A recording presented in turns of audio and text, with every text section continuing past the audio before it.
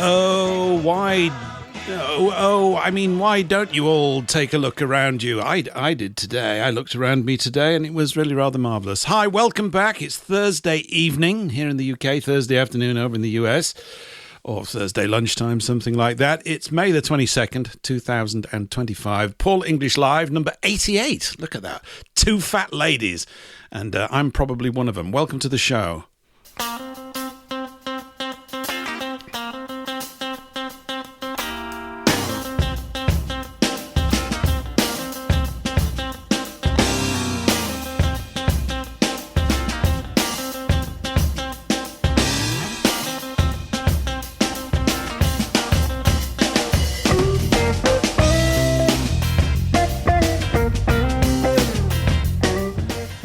And we've got an evolved format here again this week. An hour one, an hour two, and an hour three. I mean, we've always had those hours, but they're sort of shaping up slightly differently with each passing week. All to the good, I hope.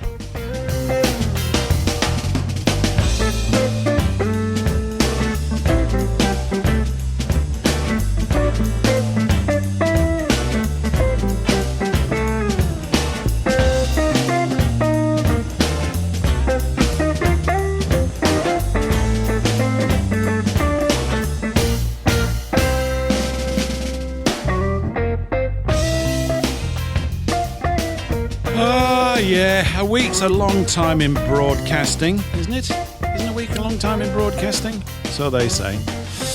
And, but also time flies. I can't believe that we're up back to Thursday again already. Anyway, slightly, a bit of a grey sort of evening here, but not too bad. I've just been out for a sort of 10-minute constitutional before we sat down and put our broadcasting trousers on. I hope you've all had a cracking week. I don't quite know what I mean by that.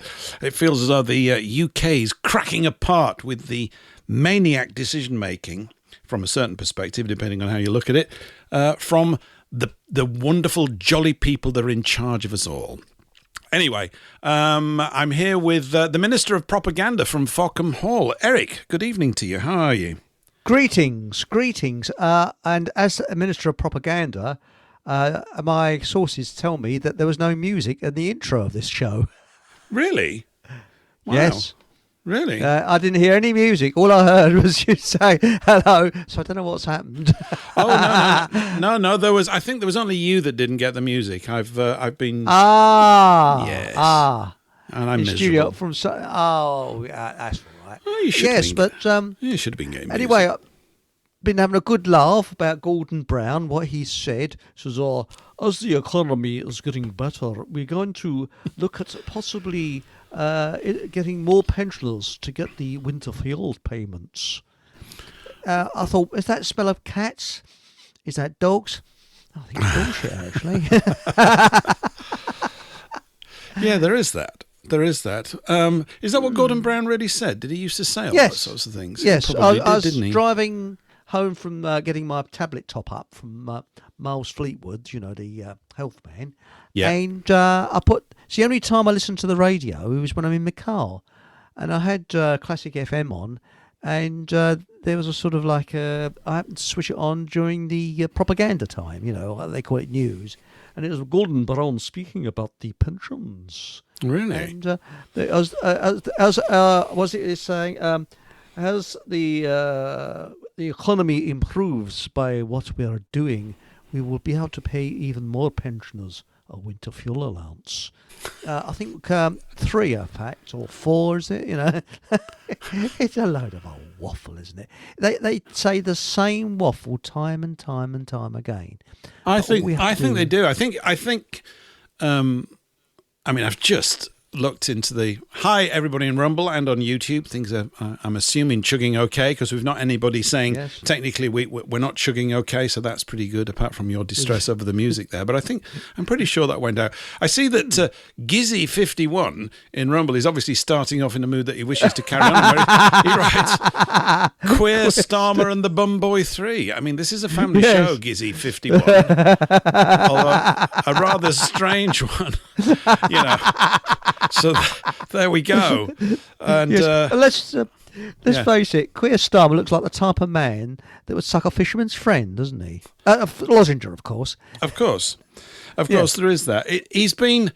I mean, we can't make this show every week about just talking about him, but I think this week has been just sort of so over the top with the madness that even little old ladies are beginning to sit up and take notice. It's been excessive. And, I don't know if people... Well, there's this word that one can throw around called sectioning. And when you section someone, of course, I used to be freaked out by this. I thought it literally meant chopping them into sections, which seemed to be a little bit sort of heavy. But it means to actually put them in a place where they are disengaged, really, or not given access to public life at large. They're put off in a section of the nation or whatever. And I am hard-pressed at the moment to think of any plausible reason why not just Starmer, but most of the mediocre, incompetent boobs that have obviously been selected specifically because of their complete lack of skill, why any of them should not be sectioned. They are directly harming. I'm listening to the language and the way it's being described on the radio and the TV and everything, and it's still not the right sort of language to describe this. Everybody's creeping up on it, but no one has, we mentioned this a few weeks ago, and in fact, I guess we could have said this ever since we started, in fact we have, that this man, if that's what he is genuinely hated by the vast majority of English people who take an awful lot to get even slightly cross. And slightly cross is quite heavy for the English. Do you know what I mean? And yet... This just comes across in everything. I know we're repeating things, but we need to repeat these things. This is not a good time for the remnant of this nation, if you know what I mean. And this man is the ringleader of it. I don't think he's the leader of it at all, but he's certainly the guy that's been, now, Sir Keith, here's your lines. You'll be doing this week. And then next week it's going to be getting even worse. What have we had this week? Apparently we've gone back into the European Union. Eric, have you heard about this? Yes, and it's all being done sort of behind closed doors. Mm-hmm. So we'll just notice at the very last moment. And they will probably put a diversion in so people won't notice. So they'll arrange something. So whilst we're looking in that direction, we get creeping back into the EU in the other direction. It's... what gets me is... When you look at the mindset of communists, they nearly all are city people, towns and cities. They have no idea. They hate countryside because you notice where there's communism, they do everything to destroy the countryside with buildings, ugliness, overpopulation. They like everything that's negative in life. Mm-hmm. You go to the most vile part of London, which is very easy nowadays because most of London is vile. And you will find the sort of like comedy type attitudes there. Now, the Mayor of London has now given the go-ahead for them to build skyscraper buildings like in Manhattan in the home counties. Now, say that to me again, Eric. Eric, say that again, nice and slow. For he has given the go-ahead to build skyscraper type housing like Manhattan. With high density in the home counties, i.e. the counties up to the M25, which is, for the American listeners, is like a freeway that goes round London. And that is the border, basically. And there's there's inner London and outer London.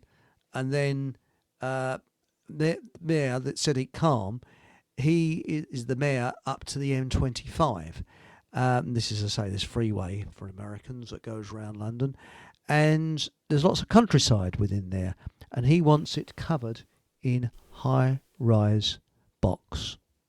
So this is this chap called Sadiq horrendous. Khan, is that right? Yes, All the right. Mayor of London. He wants all these tower blocks, and they're going to streamline the planning permission. So in other words, people won't get a say in it. It's why? horrendous. Why does it? Is there any reason given? Is there a sort of news? It's just nothing but good news when we get together, isn't it? It's just hilarity from start to finish. Well, the thing is, it's because of the overpopulation. I don't know about you, Paul. I just don't know why we are overpopulated. Do you? It's a bit of a mystery. It's a puzzle to me, Eric. I can't work it out. Complete puzzle. I know. And English people are now walking around speaking foreign languages. Isn't that weird? How queer. Well, I think they are. I know, it's very queer. But no, this is actually what he's got planned. So you won't be able to use your car because you've got all this ULEZ, and the place will be like the streets of Manhattan. So what was once beautiful countryside will be all steamrollered and all loads and loads of high-rise blocks. Horrendous. It's not looking very good for us, is it, really? I don't want to sort of, we can't be too miserable because everybody turns up here to be happy and to be disconnected and kind of everything's just going to turn out great, mate. But it isn't. Yes. It really is not, actually. It's certainly not turning out great. And none of us, I guess, are surprised by that, certainly with these individuals and characters that have been dropped into this space to supposedly make decisions for us. I think, obviously, or maybe not obviously, it would seem that this very large majority that the Labour Party have is what's protecting them. I mean, not that I'm bothered about things like opinion polls and stuff, although they do them. Apparently, this political party in government is polling the worst of any government ever recorded after, how long have they been in power? Is it nearly a year now or something? I don't know even when the election was. Almost a year, yeah. Uh-huh. Yeah, I can't remember. What was it? October, wasn't it? I can't remember. How do we get them out? I mean, is there any way? Couldn't they be got out legally? They can't, I suppose. I mean, if you were, let's suppose you were a car salesman. You probably were, actually, probably selling cars at the Fockham Hall garage, and I came along one day and you buttered me up right royal and proper and you sold me on a car, and it turned out that this car that you'd sold me just didn't do any of the things that you told me in the sales pitch. I would probably have a right to sue you. I mean, if you said it did 50 miles to the gallon and I was getting 10 to it, I'd be quite cross or whatever. I'm just trying to sort of illustrate it with the point that if you were loose with your language and mouth and made a binding promise, and it turned out to be that what the promise was based on was all lies that you had knowingly delivered, I'd be probably in a strong position to sue you, as ropey goods, whatever you say.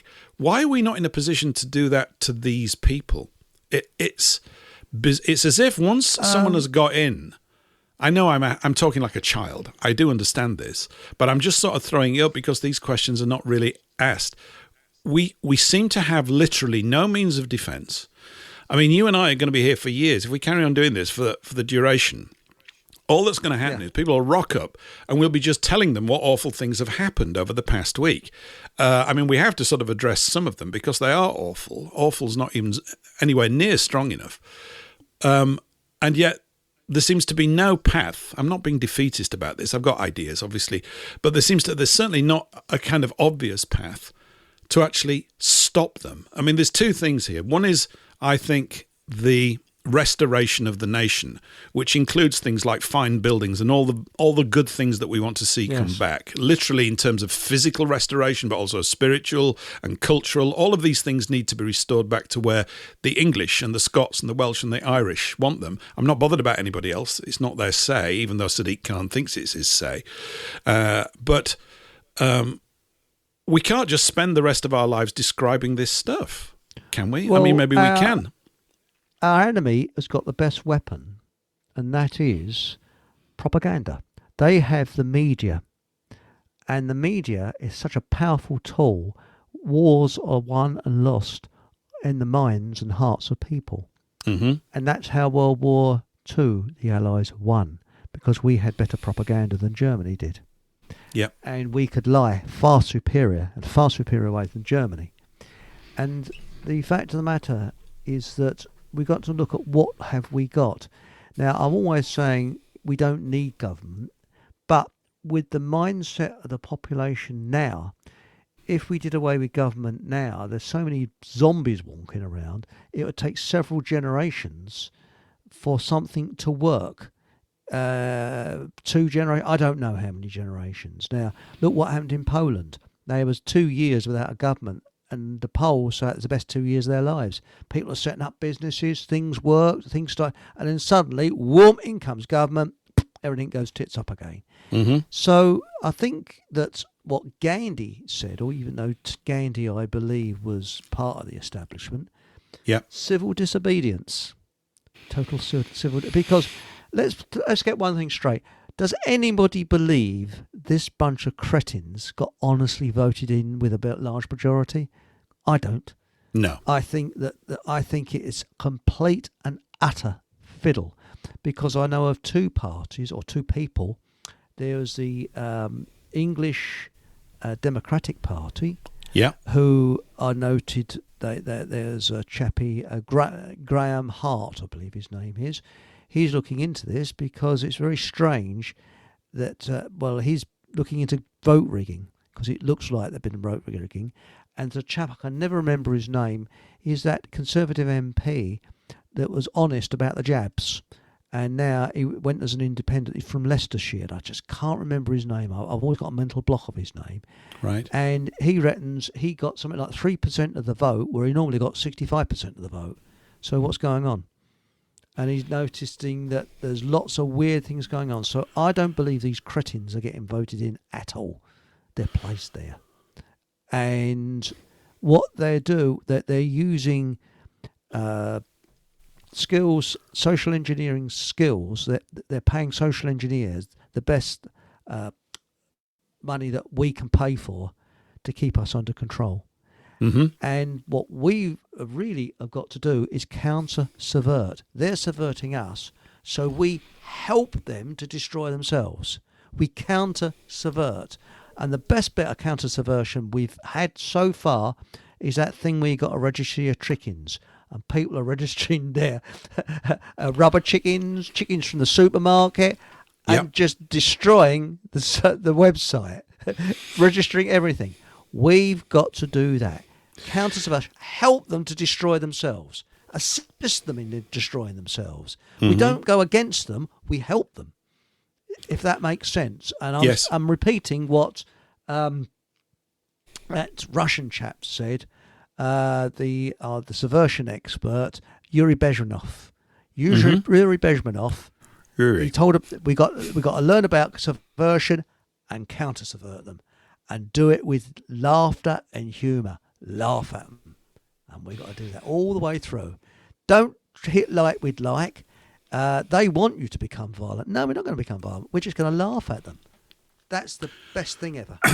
Do you think psychologically, I mean, I hate saying the word psychologically, but just in the natural disposition of people, that generally people tend to avoid solutions?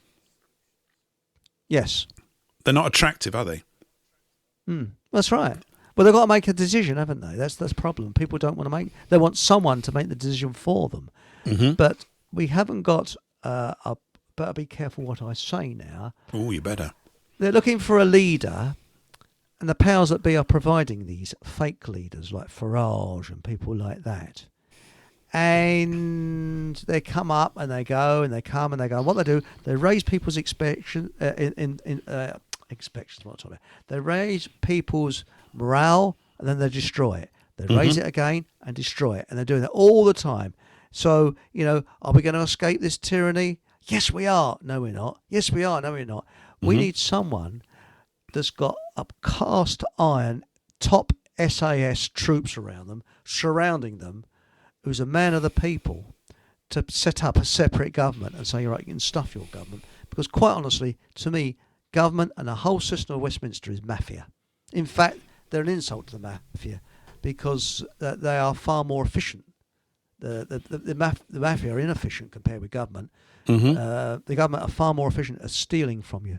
So I actually think that's what it needs.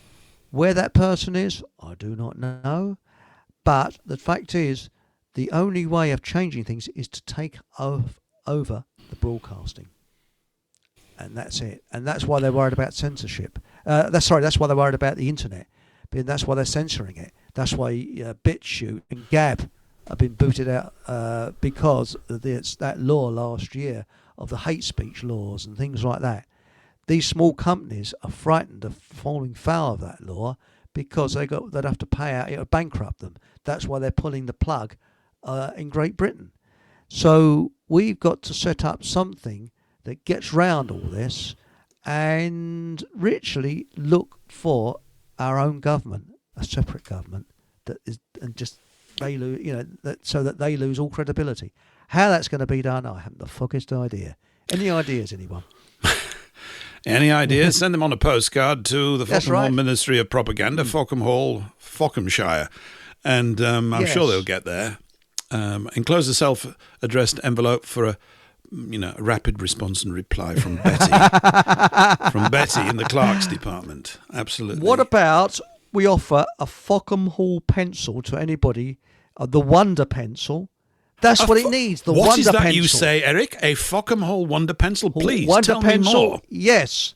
This Wonder Pencil, well, it's a wonder, it really is. And by the way, that MP was Andrew Bridgen, the man I couldn't... And thanks, Revision Media. Thanks, mate, for coming up with that.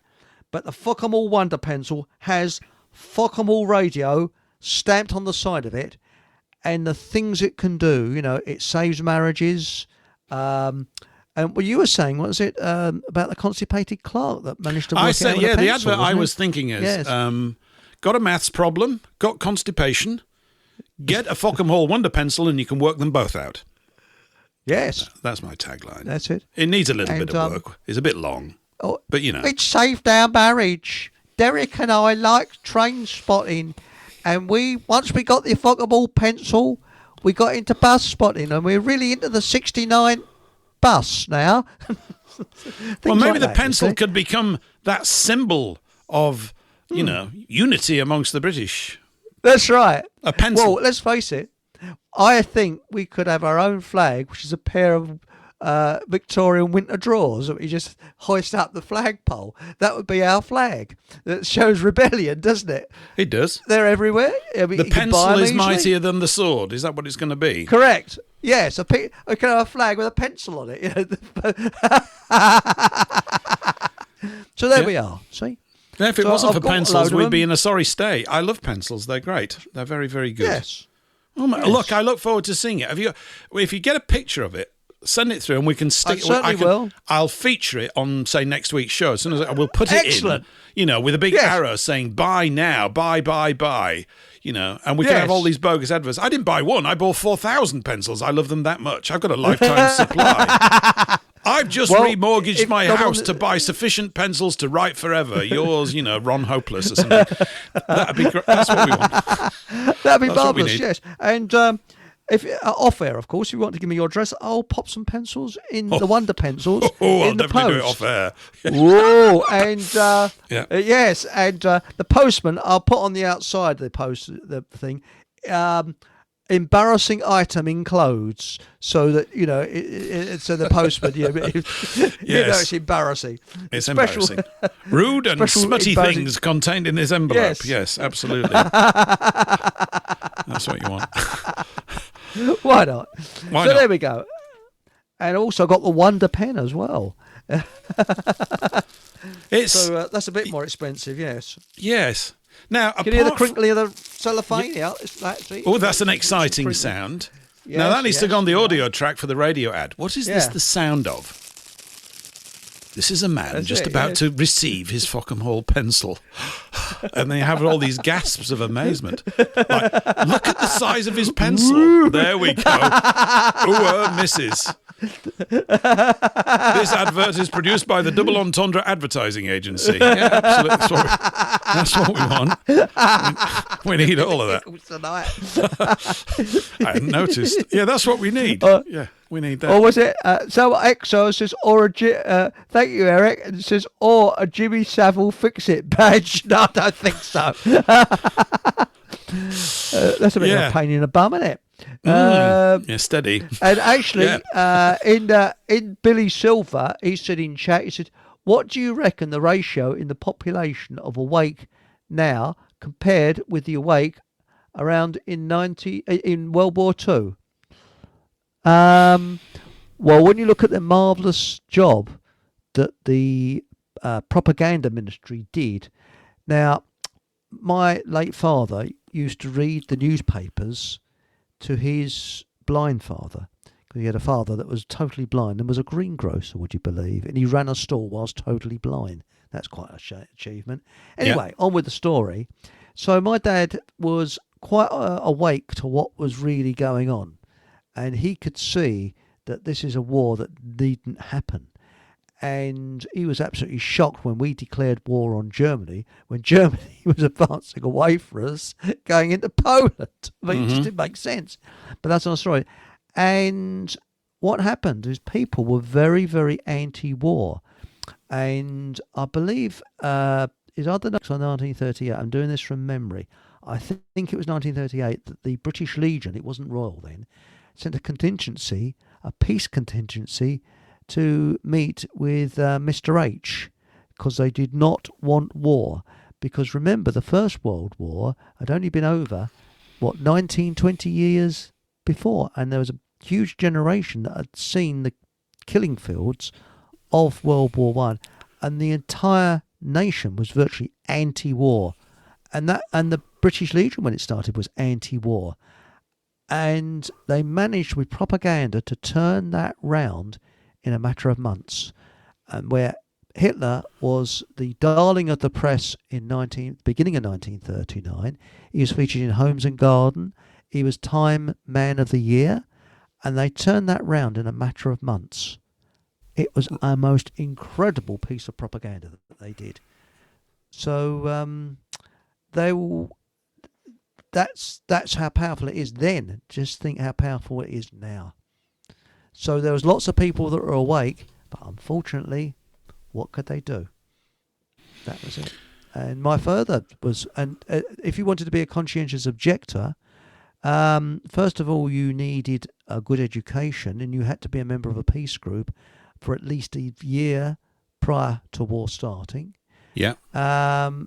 And if you said, well, no, I'm a supporter of Oswald Mosley, again, you had to be a member of his black shirts for at least a year before the war started. Otherwise, you went in the front line. So you could not be a conscientious objector for any reason. And the people that were put in jail were the ones that had been members of the black shirts for at least a year. So that's it. You could not get out of the war. And they closed the borders between Northern and Southern Ireland because people were legging it to Northern Ireland and going across the border. So a lot of people legged it. Well, speaking of propaganda and that period, not that this is necessarily on topic for this show completely tonight, but anybody that's seen the image for today, we have a picture of Uncle Sam, you know, the patriotic fictional character of, well, maybe he's not fictional, he's probably based on someone, maybe some American can call in and put me right, against an image of Lord Kitchener, who was the face of World War One, which was one of the most effective propaganda campaigns, to such that image is still bouncing around today every now and again, with him pointing at your country expects you to take your trousers off and run around like a lunatic, or whatever it was. And it's also probably one of the greatest moustaches ever in real life. And I wanted to look a few bits of information up about him. I just came across this little anecdote about him, which I'm just going to read out. It's just as an aside. Hang on while I choke. Just a minute. I'm choking. Oh, very good. You covered for me excellently there. There we go. So this is just a little bit by Jeremy Paxman, which people over here he wrote an article about him because there's there's a sort of plaque over in the Orkneys, which is where he died. He was killed aboard HMS Hampshire. And I just want to read a little bit about it, and then a really rather odd bit about his life. It's just very silly. He says, though hardly remembered today, the wreck of the Hampshire was seen at the time as little short of a national disaster. Hundreds of men perished, among them the best-known soldier in the English-speaking world, who became the most senior officer from either side in the First World War to die in active service. When news of the loss of HMS Hampshire reached London, Sir Arthur Conan Doyle, now you keen types will know that he's the author of the Sherlock Holmes stories, along with Dr. Watson, reached for his ink pot. Oh, I've got that all wrong. Reached for his ink pot. Lord Kitchener, he said, had left behind, quote, the memory of something vast and elemental coming suddenly and going strangely, a mighty spirit leaving great traces of its earthly passage. When those shots rang out in Sarajevo in 1914, Britain had been without a war secretary. Kitchener, 64, was a soldier. 64, so there's hope for us yet. Rather than a politician, yet the obvious choice for the job. At 6'2", with piercing blue eyes set in a weathered face, he was an imposing presence. If not a great man, he was at least a great poster. The Prime Minister's wife, Margot Asquith, was supposed to have sneered, referring to the famous recruiting advertisement, which is in today's show image. He says, but without his appeal for volunteers, Britain could not have survived the early stages of the fighting. He soon became to the First World War what Churchill, a dreadful comparison, would later be to the Second. Anyway, it just goes on. This is a little bit I wanted to get to. He says, this vain, imposing, arrogant man arrived at the War Office garlanded with medals, stars and satin sashes for raising the Union Jack over numerous corners of foreign fields. Having survived, this is the key bit, listen to this is just mad. Having survived a brutal upbringing in Ireland, his father disdained blankets, preferring to sleep under sheets of newspaper sewn together, and once punished his son by staking him out on the lawn, wrists and ankles tied to croquet hoops.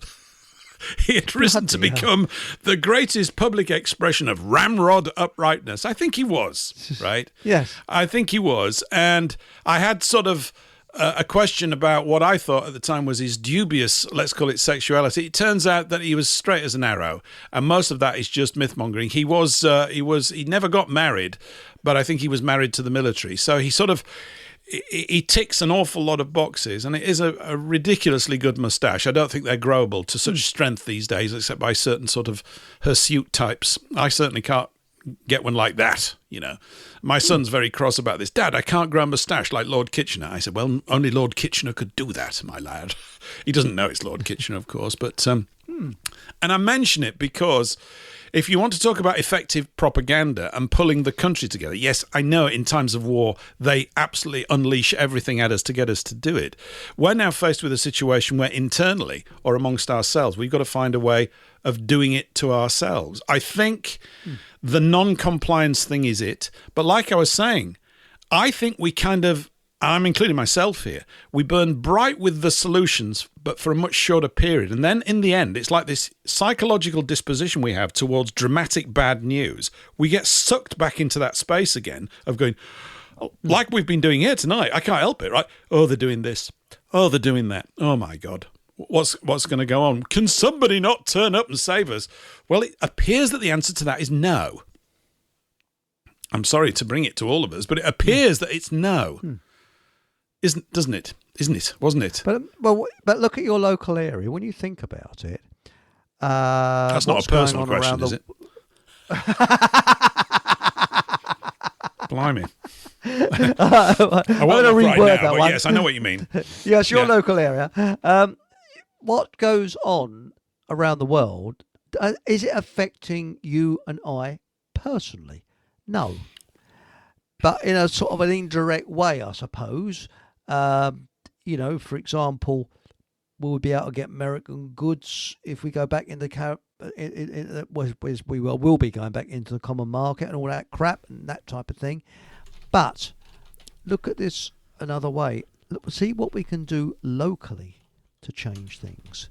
And if we all work locally in these little groups and expand out, it's surprising what it can do, how things can expand out.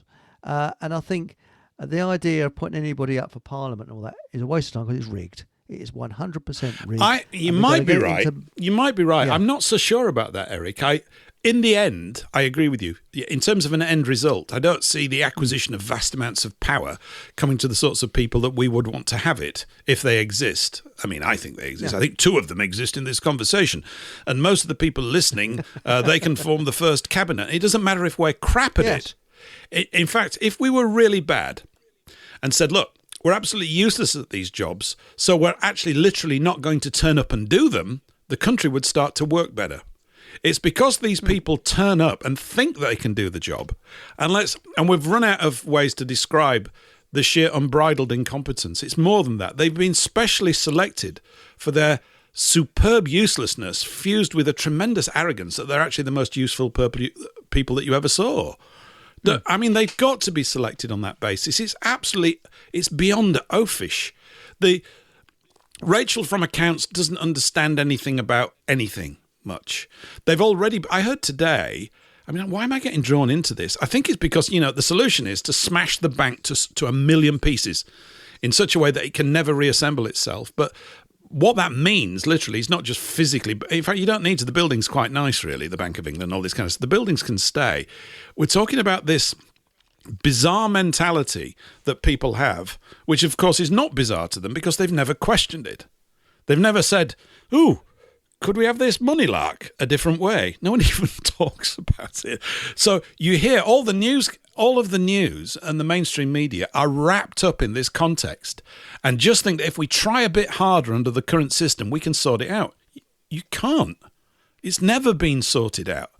It's never sorted out at all. It's like you were saying, maybe you were saying it earlier, whenever there's the requirement for war, there is no shortage of money. Things can be done. And they're driven because someone's going to pick up a lot of booty at the end of it, and it won't be you and me. We'll be doing the dying bit, or basically, historically, that's what's happened. But when we're back in peace, there's not enough money for houses. We've got a situation though now, which is an onslaught of attack. It's not being described right. This is war being waged through bureaucracy. It's more than just lawfare. It's actual warfare.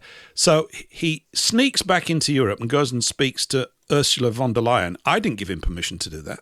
Did you? Did you give him permission? Did he come and ask you? No. Did he get an absentee note? I'm not going to be paying attention. I'm off to go and hobnob with people that you've told me I shouldn't hobnob with. Why can't he just be fired? I mean, there's no ground rules for this. It's madness. It's literally a dictatorship masquerading as a supposed democracy. And democracy is garbage anyway, because it's led to this. It is. Well, yeah. Where I live, on the June the 22nd, I'm not giving that advert for it, they're going to... Now, I live in what they call the home counties. So I live in Hertfordshire. Mm-hmm. So, and the local council from our money is being in grants for this. Now, mass immigration hasn't really happened that much around. Well, it is beginning to have inroads where I live, but they're going to have a Windrush weekend celebration. And right. It's all being paid by our money. You say a Windrush celebration. You don't mean a flatulence competition, do you? Well, it could be. I mean, I'm wondering whether to go there with some green. You'd win! But I'd win, wouldn't I? Yes. I'll put a bet on you. There. Yes, but the wind, what I'm really talking about is the Windrush, the one that brought a lot of West Indian people over here with false promises. And that's basically what it was, because I said the other week about that gentleman I spoke to who was from West Indians. Mm-hmm. And he said when he got here, he realised he'd been conned. And it was only a one-way ticket. And he said he couldn't go back. He couldn't afford to go back. So he's stuck here. And had a really long conversation with him. And he said he felt sorry that he was taking the jobs that the World War II blokes that fought in World War II should have had. He said, and all this stuff about manpower shortage was rubbish. He said, complete rubbish. And I don't know, I'm not sure if he came over on the Windrush, but he came over, he must have come over on the ship. So while we've got this celebration where I live, which my county happens to be landlocked, there is no water around. So what's the Windrush got to do with Hertfordshire Council? Nothing whatsoever. So why is there a celebration for it? What is it to celebrate? It's to celebrate them keeping their jobs by complying with the cultural decay program, isn't it? Yeah, that's it. I mean, it's infuriating. It really is. So that's one thing we could do. West Indian people as well, just literally not go to it. Walk away from it.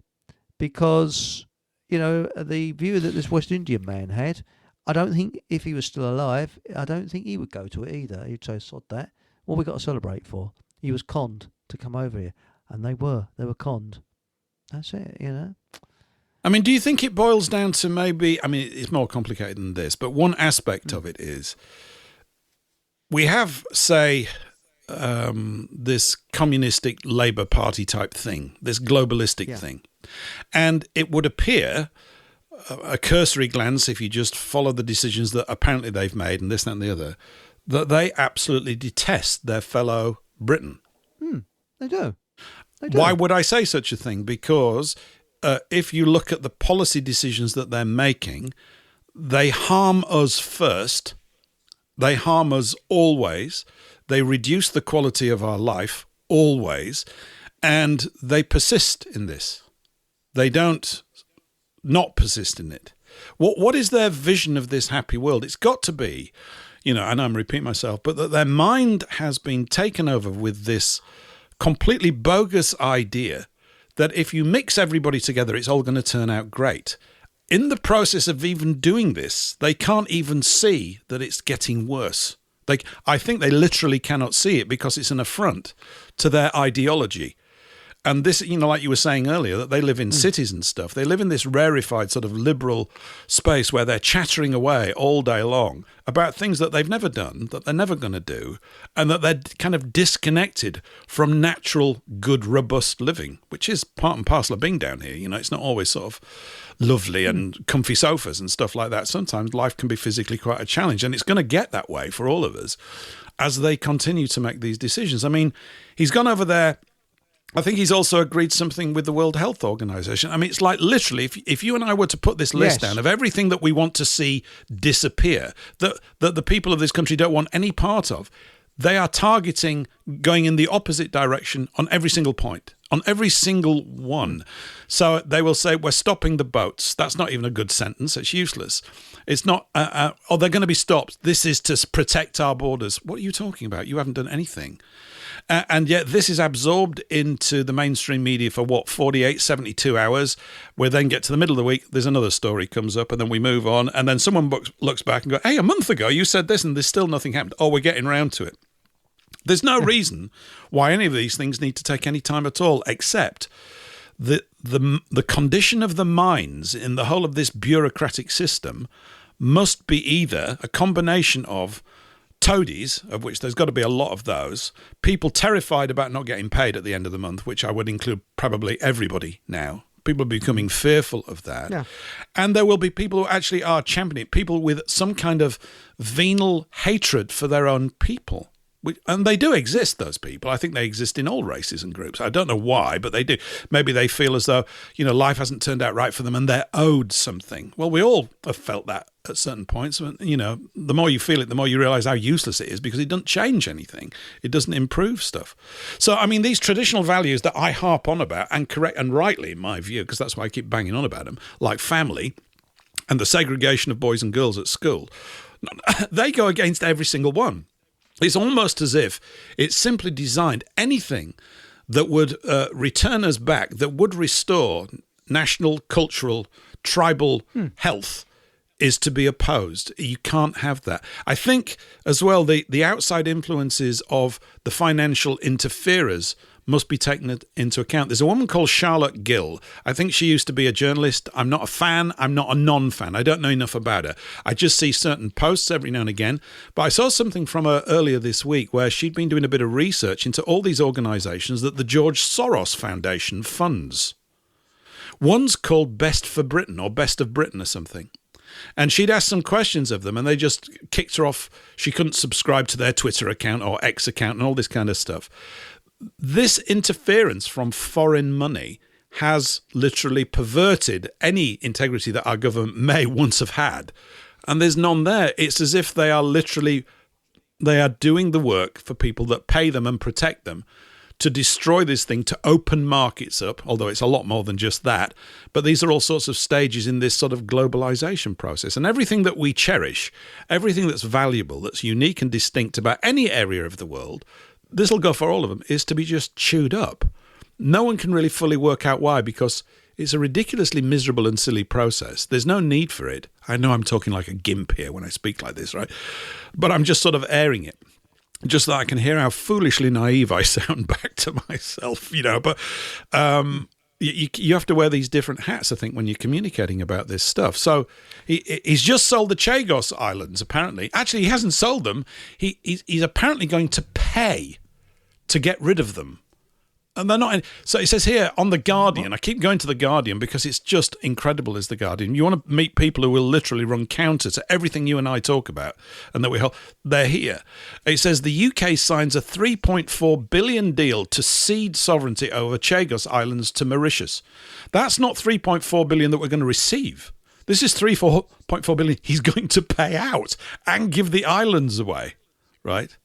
Now, I don't mind who's under... I don't know about the Chagos Islands, right? But this guy is obviously beyond stupid. He's an absolute liability. It's like having a maniac in charge of a multinational corporation and literally destroying it from within because he's actually working for another multinational corporation, but you can't throw him off the board because all the other board members are working for it as well.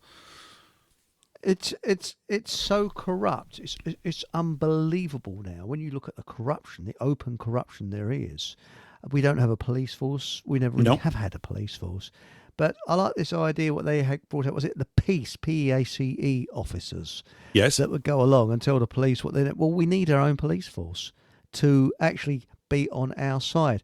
And I saw a fantastic film. There are some positive things happening where a poor lady, she was disabled. She's being booted out of her house because she didn't pay her council tax. And the police were there, and suddenly... a huge number of these peace officers turned up, and the police were outnumbered, and they're very politely and respectfully telling the police that they shouldn't be there, it's nothing to do with them, and telling them the law. Yeah. And laying down the law, and it was quite intimidating. And this is what we need. In America, they had the Minutemen. This was the American, independence, when they had the War of Independence, had the Minutemen. Yeah. Who could be ready within a minute. We need something like that. People to protect us against them. Well, we'd probably be the 5-minute men because we'd have to get our trousers on, wouldn't we? It'd take a little bit more. Well, that's right, yes. We've got to look proper if we're going to do this sort of thing. And I've got to clean my teeth as well, so I'll make that 10 minutes. Oh, yeah, we can't have you turning up on parade with dirty teeth. That's right. And that would be bad. What about you're going to need to go to the loo as well, so you got to do that. Add that in as well. I'd say make it a 20-minute man rather than an hour man. But no, seriously, we need something like that. I'd give it a minute if I were you. No, not that minute. Yeah, I know what you mean. Well, do you remember those Hollywood films where they always used to have the Carsey, didn't they, with the hotel room? And Cary Grant, when he was with a pretty lady, when he came out of the bathroom, he'd never say, I'd leave it a few minutes before you go in there. Eric, why does your mind... Why does it spin? Why does it spin always in this direction? It's just like a force of nature. It's quite remarkable, actually. There we were having a nice, decent conversation, and suddenly toilets are looming large in every sentence. It's outrageous. Well, I told you when I was born... This is 100% true. My mother told me this.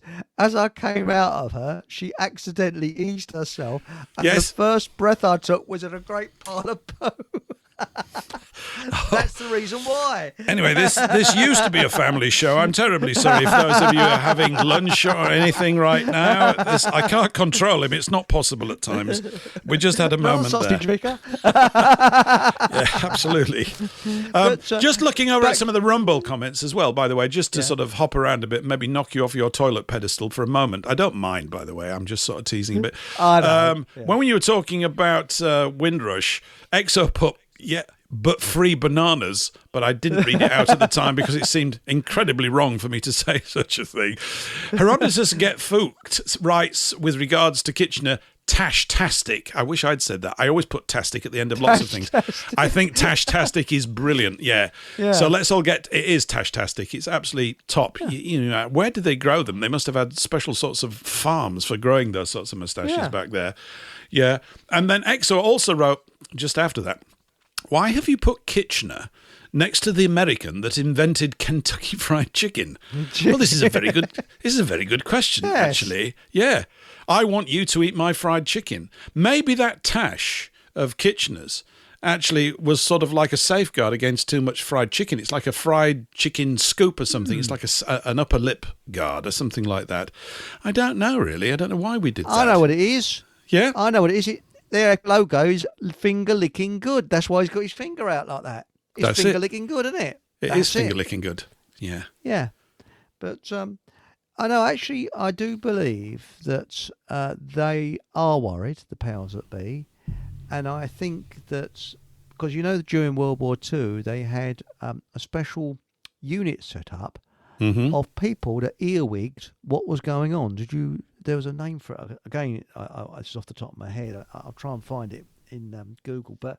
And what it was, these people went all round towns and cities that, listening to people in shops Mm-hmm. to get a judge of the mood of the nation, and that was fed back to the social engineers so they could manipulate things and nudge things and things like that. And they had it in those days. So you think what they got today? They Mm-hmm. got it more at their fingers, better than they've ever done before. And I think that's the reason why we're having all these fake heroes like Farage, and then they disappear, and they come up again, and they disappear. Tommy Robinson, who is, shall we say, I believe, is an agent of a country we're not allowed to criticise, Yeah. but people fall for it. And this is what Nathan meant in his book, Fake Awake. He said, the so-called truth movement has been taken over and are brainwashed. That is the sad fact. They're brainwashed with a form of truth that the government wants them to believe. And there's a lot of... Well, I think it's almost unavoidable. I think it's almost unavoidable when you think that the default position for most people, understandably, is that they want order, they want to live in a civilization. They still see the best bet for that being that we all obey something centrally that's laying it down. It's taking quite a long while for people to realise that that order-giving centre is completely out of whack and is not actually their friend. But they keep hearing these things as though they're going to help, and they're not. And it's that sort of, what, you mean I've got to make my own decisions? Well, yeah, if you want to sort of participate in a positive outcome of your own life whilst you're down here. I mean, we can get super enlightened about it, and we should at times. I'm not dismissing this, because there is more to life than just this innings. That's my view. Yeah. People might not share it, but I am sustained strongly by that view, and have been ever since I was young, because it just doesn't otherwise, none of it really makes sense. However, whilst we're here as stewards, supposedly, we have to be able to be stewards. We're denied that. No, you need us to sort it out. We can look after you better than you can look after yourselves. To which my response is, I'm not inviting you to do that. I accept that I've got problems and weaknesses. They're mine. They're the ones that I have to overcome in my life. I intend to try and do it. We've got a thing called the law, which I can see that you guys in government are not obeying. I'm kind of keen on doing that, because I get a very strong sense that we're going to be much stronger for it. And of course, this thing with all the migrants and the boat people and all this, it relies on a bogus argument, which is that who could turn these poor people down? Well, if that's the case, we've been turning them down for the previous 2,000 years. In fact, if anybody got near here before in the past, we'd kill them. Because usually when they turned up, they would end up killing us, right? This just happens to be the way. Oh, this is terrible. This is it's an irrelevant observation, that. Of course it's terrible. And it's the way human beings behave. There's no, we're much more sophisticated. No, we're not.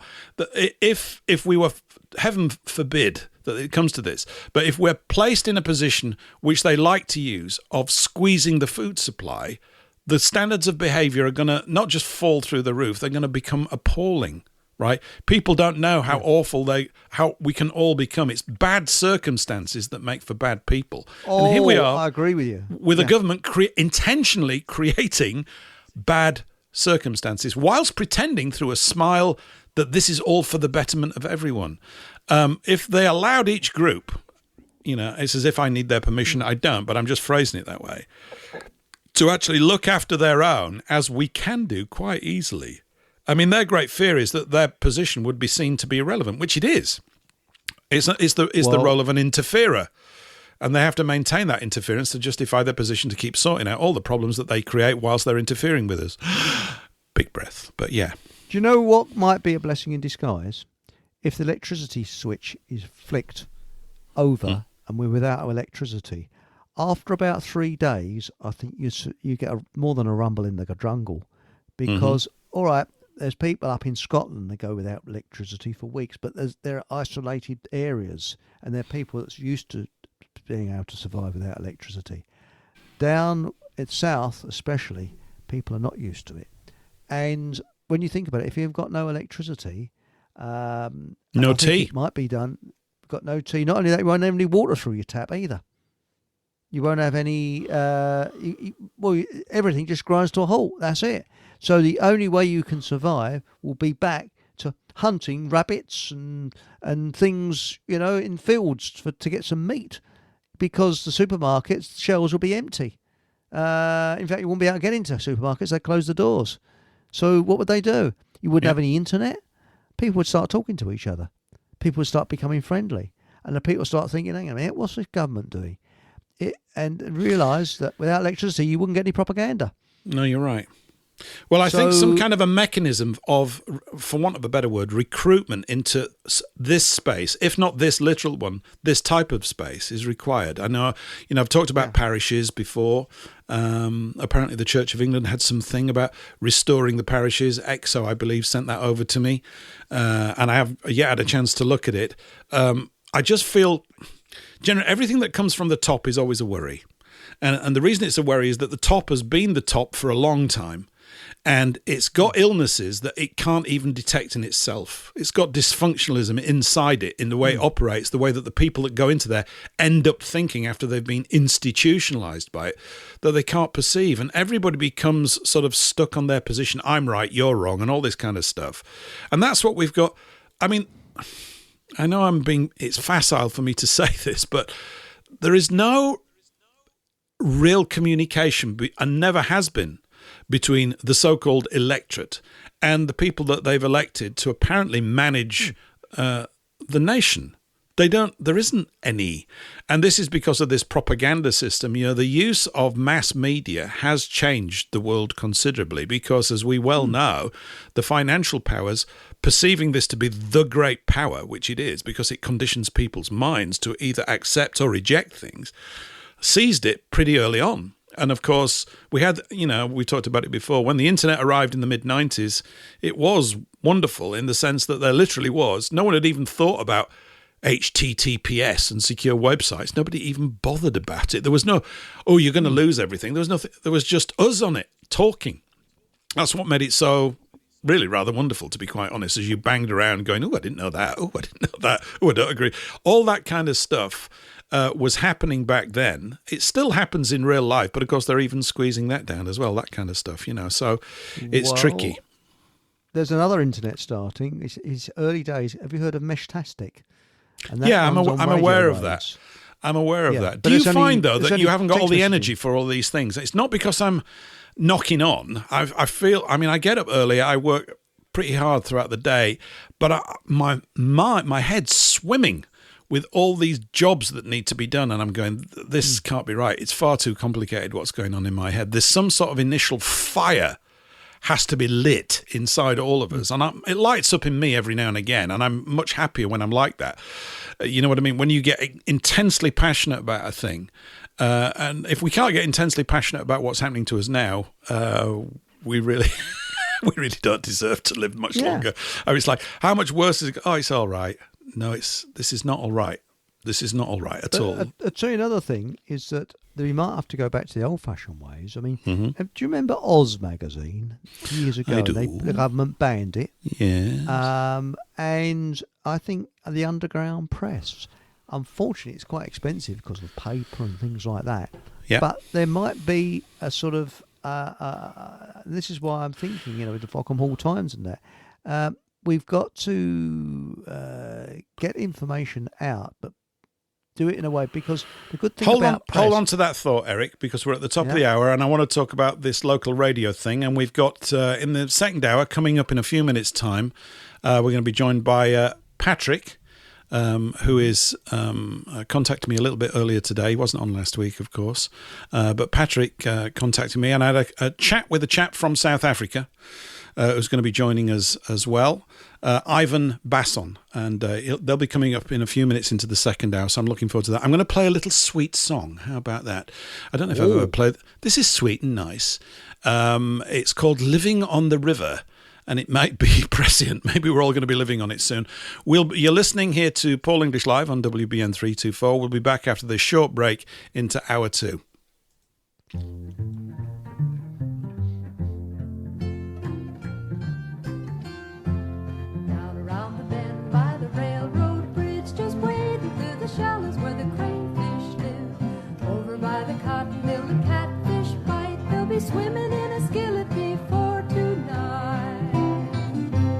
Living on the river was nice and easy. People on the river just take their time. Wind in the summer was warm and breezy. Wind in the winter it cut like ice.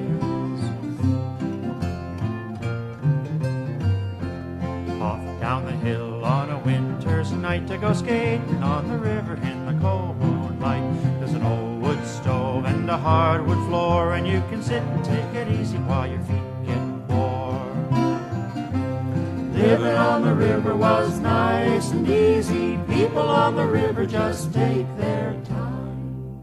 The wind in the summer was warm and breezy. Wind in the winter it cut like ice.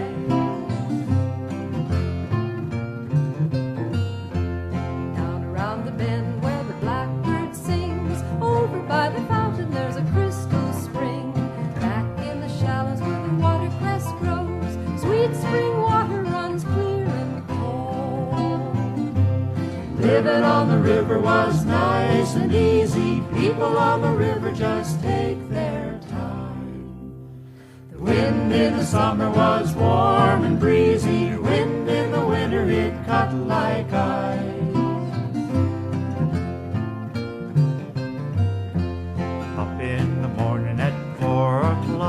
Meet you on the landing at Johnson's Dock, drifting on the river till the sun comes up, drinking hot black coffee from an old tin cup. Living on the river was nice and easy. People on the river just take their time. The wind in the summer was warm and breezy. Wind in the winter it cut like ice.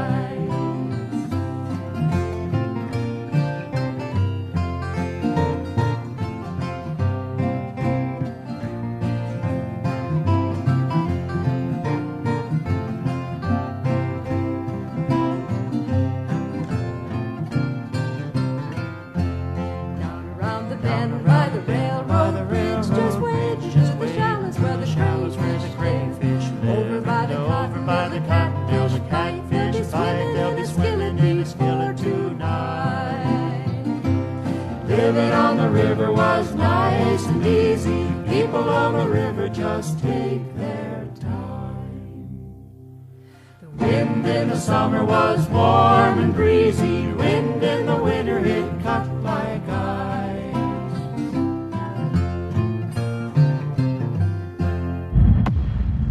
3-4 radio, South Africa. Attention all listeners. Are you seeking uninterrupted access to WBN 324 Talk Radio despite incoming censorship hurdles? Well, it's a breeze. Just grab and download Opera Browser, then type in WBN324.zil. And stay tuned for unfiltered discussions around the clock. That's WBN324.zil. The views, opinions and content of the show hosts and their guests appearing on the World Broadcasting Network are their own and do not necessarily reflect those of its owners, partners and other hosts or this network. Thank you for listening to WBN 324 Talk Radio. I mean, might have a frost, believe it or not, which is a little bit late in the season to get a frost here. So Really? There we go. Really? Yeah. You might have a frost. Hi. Yes. Yeah. Are we back on, Paul, yet? Yeah, you're all back on. Yeah, you're all bumbling around, saying things and doing things. Anyway, I'll just... so here you are. You listen to Paul English Live. It's Tuesday. No, it's Thursday. And we're just starting hour 2. And we've been joined by Patrick, who many of you will know, was away last week. And a good guest, friend, pal and connection of his, whom I spoke to a little bit earlier, Ivan Basson. Ivan and Patrick, welcome to the show. How are you? Oh, very good. Yeah, I introduced my friend Ivan Basson down in South Africa, in Cape Town. I've known him for years now, actually. But, you know, he's on the radio down in South Africa, had a show on Radio Veritas that used to exist, and I don't think it's kind of defunct at the moment. But yeah, right. Ivan, welcome. Oh, well, thank you very much. It's an absolute pleasure. And unlike our dear friend in Wisconsin, we're watching the stars right now because it's evening, and it's been a beautiful day though. We typical winter's day in South Africa, and sun was shining. There wasn't any clouds in the sky, and it was beautiful, beautiful. The day before we had some rain, and the Cape usually has winter rain. Up in Johannesburg, it's the Highveld. We don't have winter rain, it's summer rain. And that's why when we play cricket and stuff like that, we've got those thunder showers that hits the Wanderers, and then everything stops for a few minutes, and then the covers go on the pitch, and then when it comes off, we play again. So yeah, it's this is sunny South Africa. It's nice to know, Ivan, that you start off talking about the weather just like we do whenever we get going. It's always the weather to get started, isn't it? I think it's good. It is good. Well, No, so that's a good climate, but there's another climate that's taking place, the sort of political and human climate in South Africa, and we've had this thing this week over in America with Mr. Trump and this Ramaphosa chap. And even the golfer, Retief Goosen, I saw him speaking and everything. And you being very, very close to what's happening there and what's the primary issues that are kicking around for your people out there in South Africa right now? And what do you make of this Ramaphosa amusement ride, which has been taking place this week? Well, all I can tell you is the following. Now, I'm going to have to say I'm a white guy. I'm an Afrikaner. And we've, for the last 30 years, since 94, we are no longer the people who rule the country. It's now been taken over by the ANC. And they've done it their way, which means that political appointees, things like that. And the moment a white person would say, but hey, hold on, this is not fair, they would immediately start labeling you as a racist. We had a politician, I'm sure you've heard of him, Tony Leon. He used to be the leader of the opposition many years ago. Right. And he said the crazy part of coming out as a white person, when you complain about something or reprimand somebody for a job not done well, or illegal stuff happening, or corruption, the first thing that happens, they pull out the racist drum. Well, I never. Drumming it. Yes. And unfortunately, when it's like playing a game of cards, and the person has got the joker, but he's got not just one or two jokers, he's got 7 jokers. And whatever you do, no matter what you do, you're not going to be able to play that game with somebody who's got 7 jokers, because they're going to obviously whip you. And so we've had this simple thing: the moment you speak, the moment you talk about anything that's untoward or corruption, etc., you are immediately shouted down, racist, racist, racist.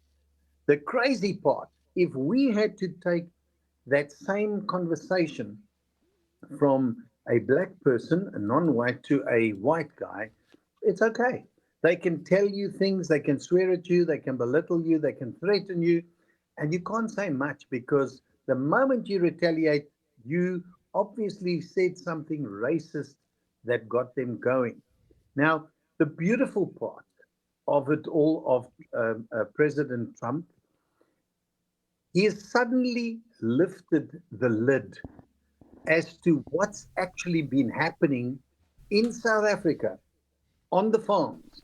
Yep. Now, the crazy part is the following. The media has never covered it. I don't know why. But in the same breath, the media has specific people who own it. And they are obviously, they say, when you lend money from somebody, you become their servant. And so these politicians who are put in places through the money that people give, then whatever this person who's now giving the money, you will do whatever they say. And if they don't want it in the newspapers or in the media, believe me, it's not going. Now, what happened was, to give our listeners just a little bit of a understanding of South African and the politics. And believe me, I'm not a right-wing radical Afrikaner. I do not believe or I do not belong to any organization that is anti government or anything like that. I am a normal South African who loves our country. I love our people. We really are here because we stayed to help continue to build up and not break down the country. However, the whole time, everything, the deck is loaded against you. No matter Mm-hmm. what you do, it's not good enough. The moment you complain, you're a racist. Once upon a time, on the farms, now as you know, Rhodesia was a colony of England, etc., and it became Zimbabwe, and they started their taking away land, and anything that was white was not good enough, and which was once upon a time the food basket of Africa, became an absolute rubbish dump because all the farmers had now gone. There's no more productivity, etc., etc.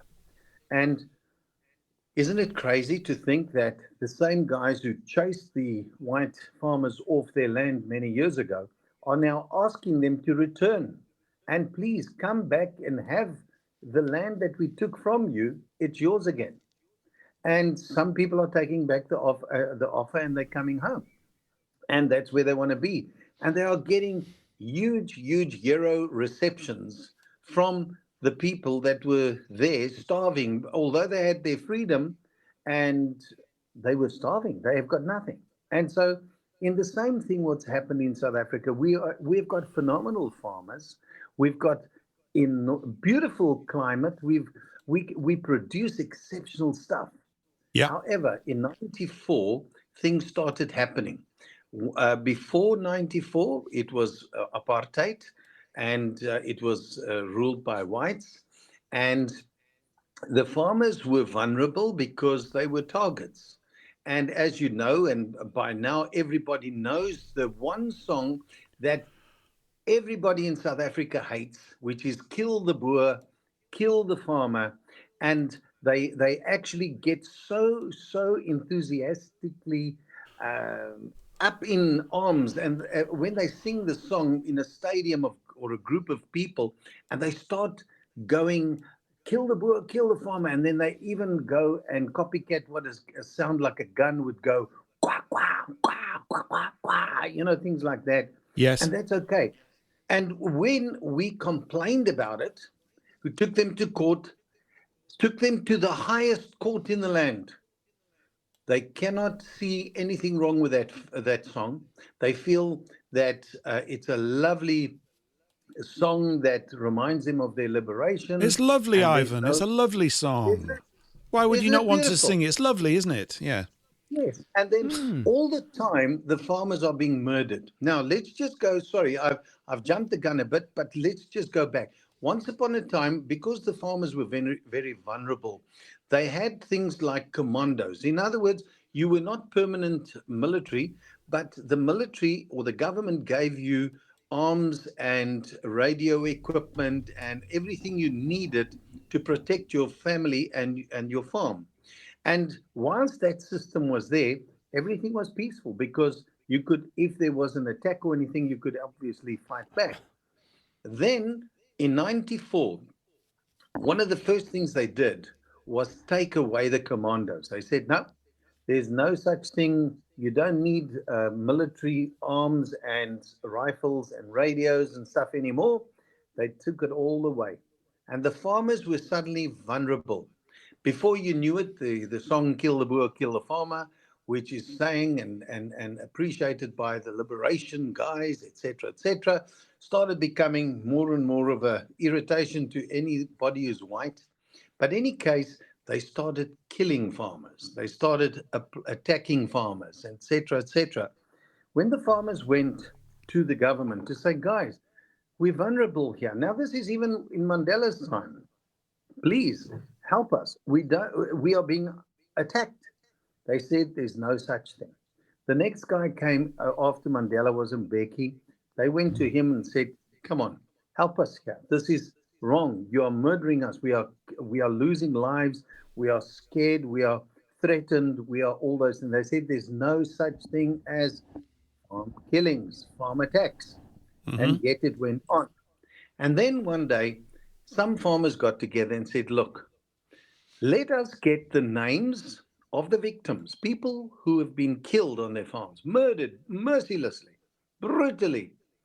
We'll take the names of the person, the date it actually happened, the place where it happened, and we'll get the case numbers, etc., whatever is attached to this, so that nobody could ever wish it away.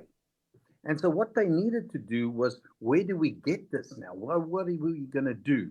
So then, in South Africa, there's a place called Bothaville, and in Bothaville, in the Free State, there's a place called NAMPO. It stands for National Maize Producers Organization. Right. It is the biggest. It's the biggest agricultural show in the southern hemisphere. So it's huge, huge, huge. So what they decided, the farmers, was let's get together and get the names together, and we put a monument at that place because it's got a lot of international visitors, etc. They can have a look and see what's happening themselves. But now the problem is you need money. You need money to be able to build it. Now, in South Africa, they've got this BBEE, Black Economic Empowerment laws, that says that unless you've got a black partner in your business, you cannot get any government business or anything like that. Now, what they've done is they've made it like, for instance, your company it deals with my company. Now, you've got a tender to fulfill, and you used to get the stuff from me. But because I am not BEE compliant, you cannot get the tender anymore because you're buying from me as a white guy. And so by law, the guys were now forced to find black economic empowered companies where they would source their stuff and be able to give it to the tender, fulfill the tender. Yes. But now what happens there is that the people who make the stuff is me. My company has been known for it, and we've been producing it all the time. But suddenly we're sidelined. We are no longer involved. But now they give a guy who knows somebody in the politics. They give him the tender. Now, if you got the stuff from me at 100,000 rand, that guy gets the tender at 500,000 rand. But then he comes to me and he buys the stuff from me for 100,000. He gives it to them for 500,000. Yep. And do you understand how the economy gets affected in that way? Our post office, that was one of the most incredibly well-run businesses. One of the most incredible companies was Eskom, the power supplier. We talk about Denel and Armscor and things like that. Suddenly, with corruption and sidelining of proper businessmen, etc., things started happening and everything started going out of control. And that's why state-owned companies that were once upon a time world-renowned for quality has gone to waste. It's totally out of money, out of stuff, etc. Getting back to the farmers. The farmers now needed money to build this monument so that people in government can notice that there are people are being murdered on their farms. And they go to companies to ask for money. But because it's white people asking for this money and it's farmers, or it's a no-go, we can't support this because they might be seen as supporting radical activity. And so it was all just left. And so in the end, I was sitting in a meeting with a bunch of guys, with these farmers, and they were like so downhearted because this is such a brilliant plan, but nobody's prepared to give the money to help build it. None of the corporations and stuff would give the money, and it would be obviously dead before it started. And then I said, man, come on, I can help. I'll help you. And they said, have you got a thick checkbook? And I said, no, I'm the guy who's kept my bank manager on his knees all these years, but I've got a plan. And they said, come, what's your plan? I said, no, hold on. I know that we're going to make a plan, but somewhere along the line, we've got to think it through, but I'm here. I'm going to help you. And so we started getting what they call raffles. We started making raffles. I got stuff. I paid for it myself with my overdraft, which I didn't have money. Mm-hmm. But I bought the stuff and donated it. And then what we would do once a year when NAMPO is on, as the people come through, they would give us, we would sell raffle tickets of 20 Rand a pop, and somebody could win the prize. And so the first year, the prize was won. The next one, I gave the next one as well, and the next. And so we kept this thing going. Every year we started making more and more and more money. And suddenly this monument started being built. Now, today in Nampo, there is a monument, and it is 30 meters by 30 meters piece of land, and it's 14 meters high. And on it, there is walls, and there are 9 walls, which represents each province in South Africa. And then there's like pipes, 3 pipes right up in the air, a long one, a middle one, and a short one. And that represents the father, the mother, and the child. And then there is like a metal band that holds these 3 things together, which is basically their love for each other, their faith. And then there is a statue of a man, the farmer, standing with a Bible in his hand and the other hand outstretched to heaven, like, God help us. And on those walls are recorded names, dates, places. These people were murdered brutally. There can be no denying of it. And for years it's been quiet. Nobody got any attention, although the names were just getting more and more and more and more. And now, suddenly, a man called Donald Trump has come up to question what's happening on the farms, what's happening to minority groups.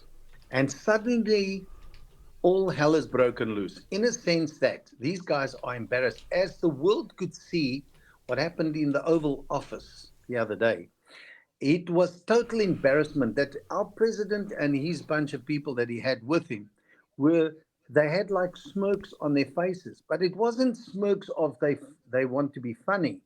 More than it was absolute embarrassment, because they couldn't tell Donald Trump, stop being racist.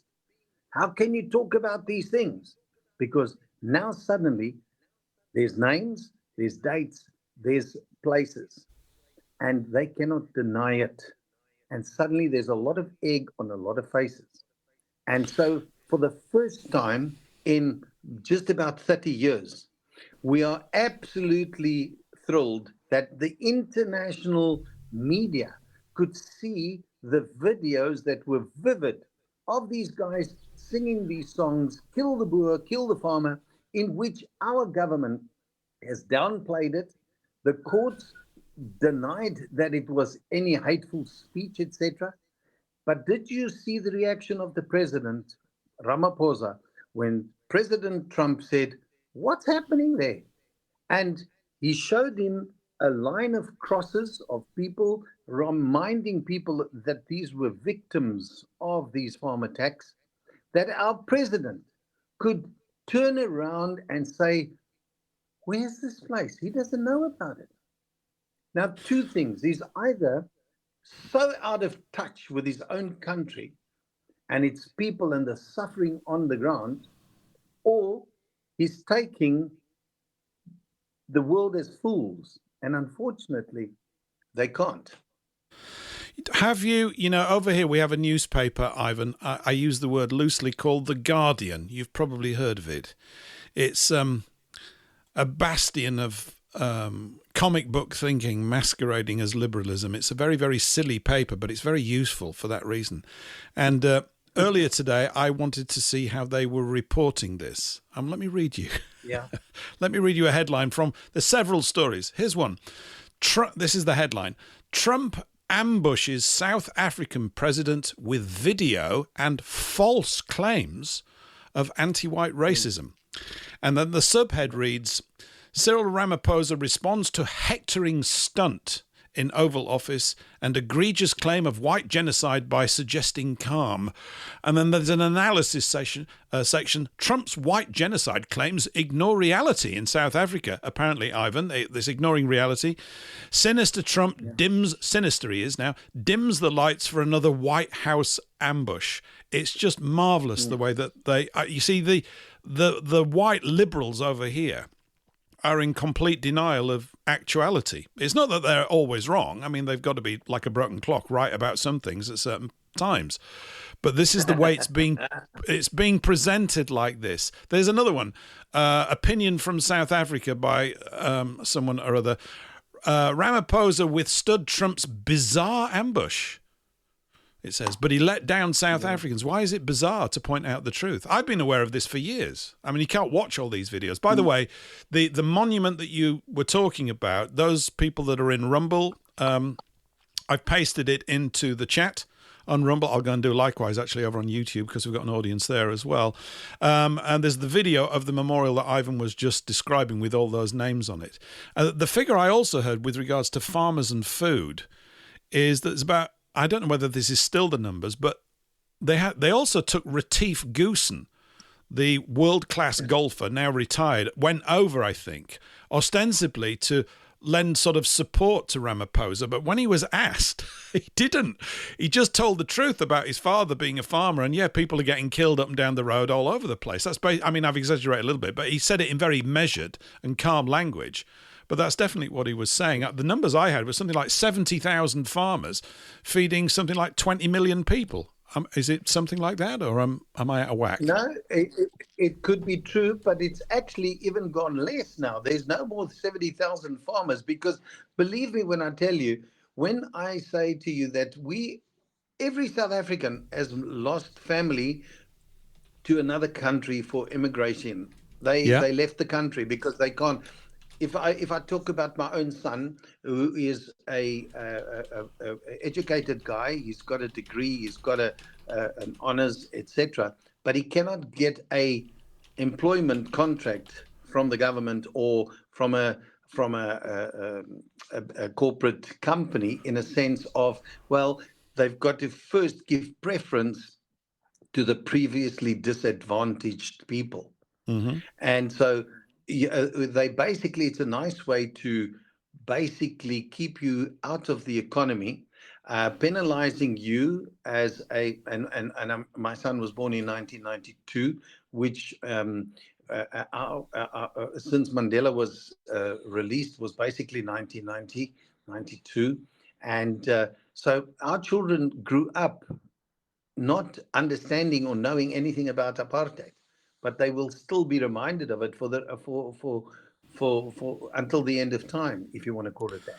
Yeah. And so the fact of the matter is, people don't want to hear about this. And the first thing they'll always say, believe me, it'll be racist. They will always say it's people with sour grapes, etc. They getting what they deserve. When Trump asked this President Ramaphosa, why is he allowed to sing like that? Why can he use that type of language? I mean, any other country would have locked this man up. He would have been arrested. Yeah.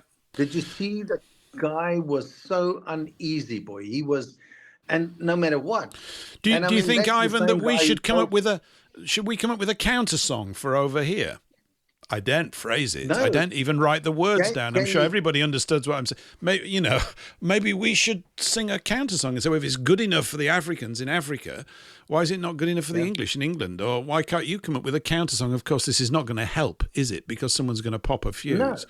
Can I ask you a question as well? This is sort of, when you use the word we, who are you referring to? When you talk about we, the South Africans, because I might be slightly at odds.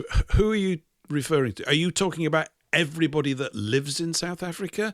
Or are you talking about the Boers and the Afrikaners? What does we cover? Well, look, let me tell you something else. I mean, South Africa as a whole, I mean, I'm married to a Portuguese woman, so I'm not a purebred Afrikaner.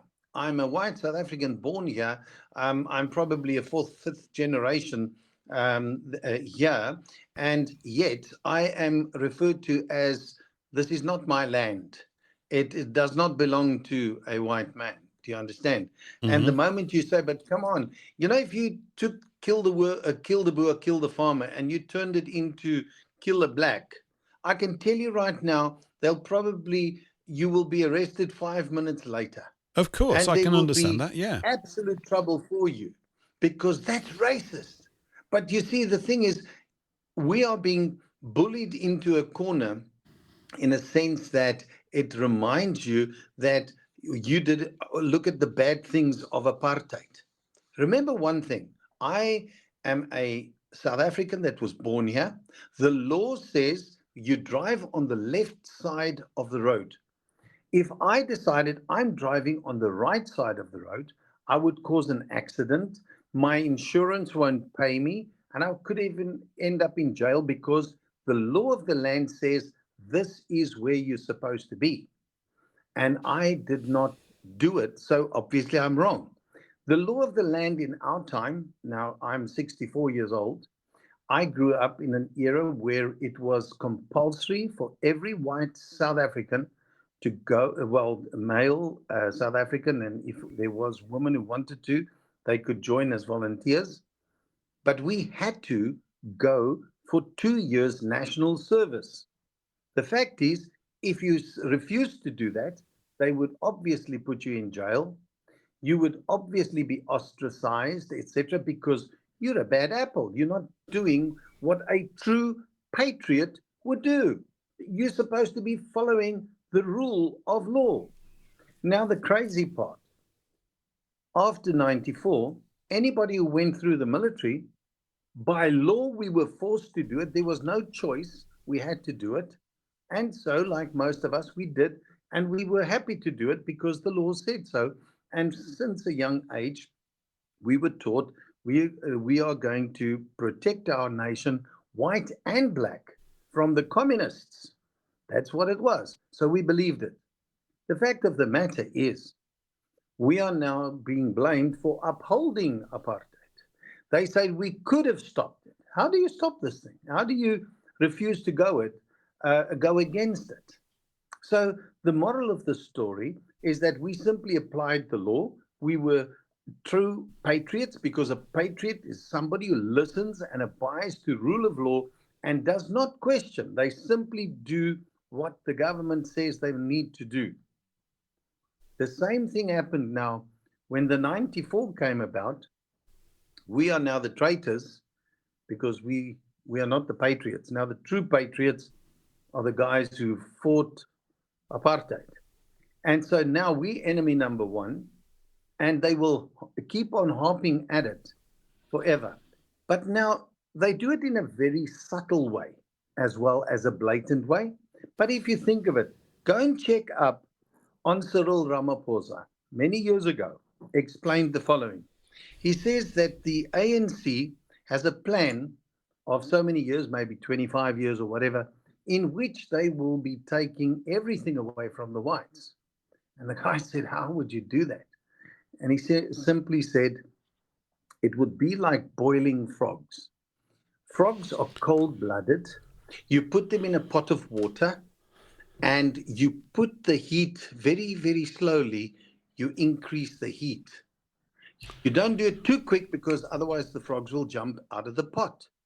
But you do it in a very slow cooker type of way. And at the end, he was listening to his Marxist trainers quite closely, wasn't he? I mean, it's a similar tactic to what's been applied across all the nations of Europe right now as they are slowly communized. Actually, maybe they've been rapidly communized and people are just waking up to it. But it's a classic technique of that, is that you just creep up on people slowly. They can do it quite quickly, it seems, at the moment, because people have been so asleep. What do you think? You see, my understanding of the history of South Africa may be slightly mangled, and it is awkward. I mean, I'm not convinced either way by what I'm about to say, but as I understand it, that area of Africa, when it was first settled by people looking for religious freedom from Holland and from England in due course, and it was also a stopover point, as I understand it, of part of the spice trade. Okay, so when they go, we're all a bit pooped out from coming down the west coast of Africa. Let's stop over here and have a break. So makes sense. Okay, and there's nobody there. Now, it's whether you think there's somebody there or not. I guess I'm not arguing either way. I'm just sort of relaying it as I know it. Please correct me after I've just said these few little bits. But they stop over because they need a break. And there's no one there. And they see that this is a good land. And slowly but surely that rest over point builds up. And they transform an area that was completely empty of people for a big distance all over the place, and they turn it into a breadbasket, which, as you probably know about Europeans, is a bad habit that we've got. Wherever we go, we keep making loads of food and things grow and stuff. It's we're quite good at that kind of thing. And so what occurs is that, as I understand it, tribes further up in the middle of Africa, or however far away it was, get to know about this and slope their way down, obviously, because there's food around and it's been organised and it keeps turning up all the time because the people that are making it know what to do and how to preserve it and keep it through the winter and blah, blah, blah, blah, blah, blah. I also heard there was a small tribe of pygmies somewhere up the east coast of Africa that the white man saved. They were being wiped out by the Maasai or one of these other tribes. They're still alive to this day. So the reason I'm mentioning this is that the history we've received of South Africans, and we certainly got this in the mainstream media over here in the 80s and the 90s particularly, is all South Africans are bad and evil and all this, that and the other. And yet again, it's one of these stories that you have to go into to see why it is the way that it is. Now, the argument, I guess, is, no, it's part of Africa and therefore the white man should not have been here in the first place. Okay. That's possibly one argument. So if that's the case and you're going to leave, and I know South Africans don't want to leave. I mean, I was in hospital about a year ago, and a couple of years back, actually, my gallbladder exploded overnight. Sounds like a song. We'll have to write some lyrics to that, Eric. He said my gallbladder exploded overnight, and I was in hospital, and there was a South African nurse there, and she was fantastic. And I got talking to her. And I said, your accent, and she told me. And I said, when were you last there? She said, 20 years ago, I'll never go back. She said, I can't go back. I said, why? She said, it's heartbreaking. She said, my family have been out there for 400 years. She said, it's a beautiful country. She said, and our people, I've got to say this, because she said, our people made it beautiful and had turned it into this highly productive agricultural space with all this fantastic stuff. And I know from looking at pictures of South Africa in the 60s when what's-his-name was doing heart transplants and stuff like that, it was really, I'd go live there in a shot right now. If you say you want to go back to South Africa in 1965, go, yeah, count me in. I'll have a bit of that because it's got civilization written all over it. And she was heartbroken. It was fantastic to talk to her about it. I knew exactly what she was talking about. She said, I can't talk to English people about this. I said, you can talk to me about it. I said, because I've studied it and looked at it. I said, not as deeply as you've lived it. But I said, I can see that the story that we receive here in the West is nothing like what has actually taken place. So, and then I've seen these little clips where you've got these black guys currently last few years walking around saying, can you send the white guys back? And this white guy was doing the document. He said, why are you saying that? He said, because there aren't any jobs. He said, when they come back, it all gets organised again. Now, this is, what I'm saying is toxic to a certain ear right now. It's toxic. You can't talk like this, Paul. But I'm also going to read something out that's super toxic. You might be familiar with this, but I want to just say it now whilst I'm just in this little point. Albert Schweitzer, he got a Nobel Prize, didn't he? And he wrote a thing called an African Notebook. I'm going to read you this. This is heavy stuff, and people might be familiar with it, but I'm going to read it anyway because I think this is one of these unacknowledged aspects of all of this. He says, I have given my life to try to alleviate the sufferings of Africa. There is something that all white men who have lived here like I must learn and know, that these individuals are a subrace. They have neither the intellectual, mental, or emotional abilities to equate or to share equally with white men in any function of our civilization. I have given my life to try to bring them the advantages which our civilization must offer, but I have become well aware that we must retain this status. We the superior, what a word, hey, how toxic is that? And they the inferior. This is Albert Schweitzer, right, who I think got a Nobel Prize for Peace or something. Now, although this is toxic for me to bring it up, it seems to me it's a subtext that can't be ignored. My sort of, irrespective of whether it's South Africa or anywhere, my pitch is this: that race absolutely exists. Races are fundamentally different in all sorts of, it's not that we can't get on, but when it's living together, it seems to me that it's always an explosive end, and a bad one. Wherever you look throughout history, for thousands of years, it never has ever worked, because it can't work. And of course, I think South Africa was used basically, certainly by the City of London. I know it was the Brits get the handle for it, but I'm British and I wouldn't have approved of any of it, to basically, rip all the gold and all the diamonds out and all the crap that they did to the Boers. I think it's all wrapped up in it.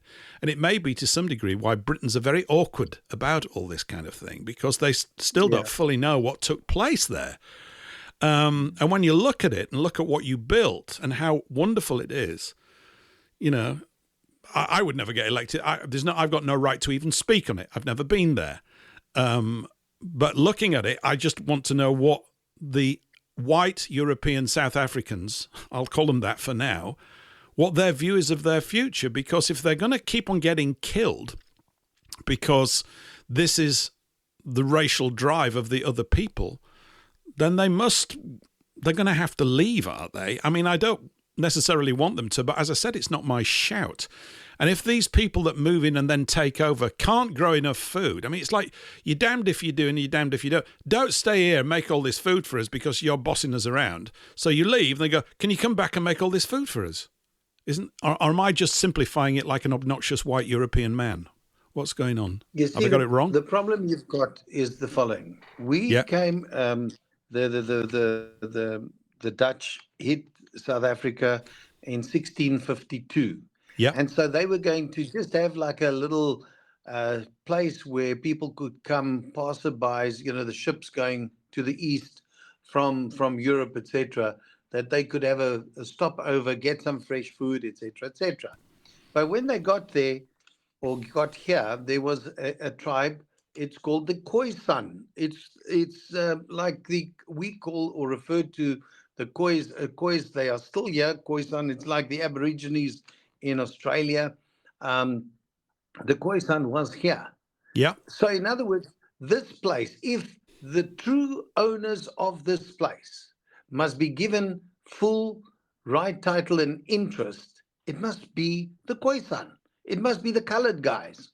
Mm-hmm. But unfortunately, it does not fall in line with what these people are all about. And so if I can tell you that South Africa, as we knew it, to where it is today, it's an absolute total shame. The fact of the matter is people that were incompetent to run a place were suddenly in charge of a place. And so it was jobs for pals. People that had the knowledge, experience, etc., was taken out and replaced by buddies. If you think of it this sounds way, like you're describing England right now, Ivan. Well, believe me, it's going all over the place. It seems it's contagious. But the fact is the following: we in South Africa, I can tell you right now, we live in suburbs of white, black, coloreds, Indians, a total mix of people. We live in harmony with one another. We are friends. If there's any issues or trouble, we all stand together and we look after each other. It's a fact. The moment a politician comes, they immediately start pulling the rift. They love reminding us of the past. They love reminding us of the evils of apartheid. And you'll see just before elections, and this is the sad, cruel reality, is that just before the elections, these politicians, these are the ANC and their comrades, will go to a little village. They will give out T-shirts for free. They'll give them bags of food. in return, they will vote for them. And the numbers, just the sheer numbers, keep them in power. But more and more people are starting to say, but hold on. When the white man was ruling here, although there was a thing called apartheid, we all had jobs, we had food, we had security, we had lights, we had water, we had all these things. Now that our people are running it, we've destroyed it. And remember, it's only the select few that is making all the money. The Cyril Ramaphosa's are super wealthy, super. And what they did was they told the world, come, bring your money so that we can uplift the grassroots. The grassroots was their own little nickname for themselves because they kept the money. And they cleaned up this place. And now they're trying to make a law since there was few, I think it was 4 South African guys who went to America to go and say, listen, come and see what's happening here. This is wrong, what's happening on our farms, etc., etc. Since that day, they're now trying to bring in a law that anybody, even like me speaking right now, they could say that it's treacherous and I could be accused of treason for speaking up against our government. So you cannot say when they hit you with a hammer on your finger, hey, sorry, man, I'm in pain. You've got to just take it because you deserve it. And the crazy part is there's a narrative out there that the whites are the evil and the blacks were manhandled, etc. The crazy part, if you come to South Africa and you come and walk our streets amongst the people here, I can tell you, you can ask any color, any creed, any religion. We all want the same. We want a safe environment to raise our children. We want proper medical people looking after our people. You want a proper education system.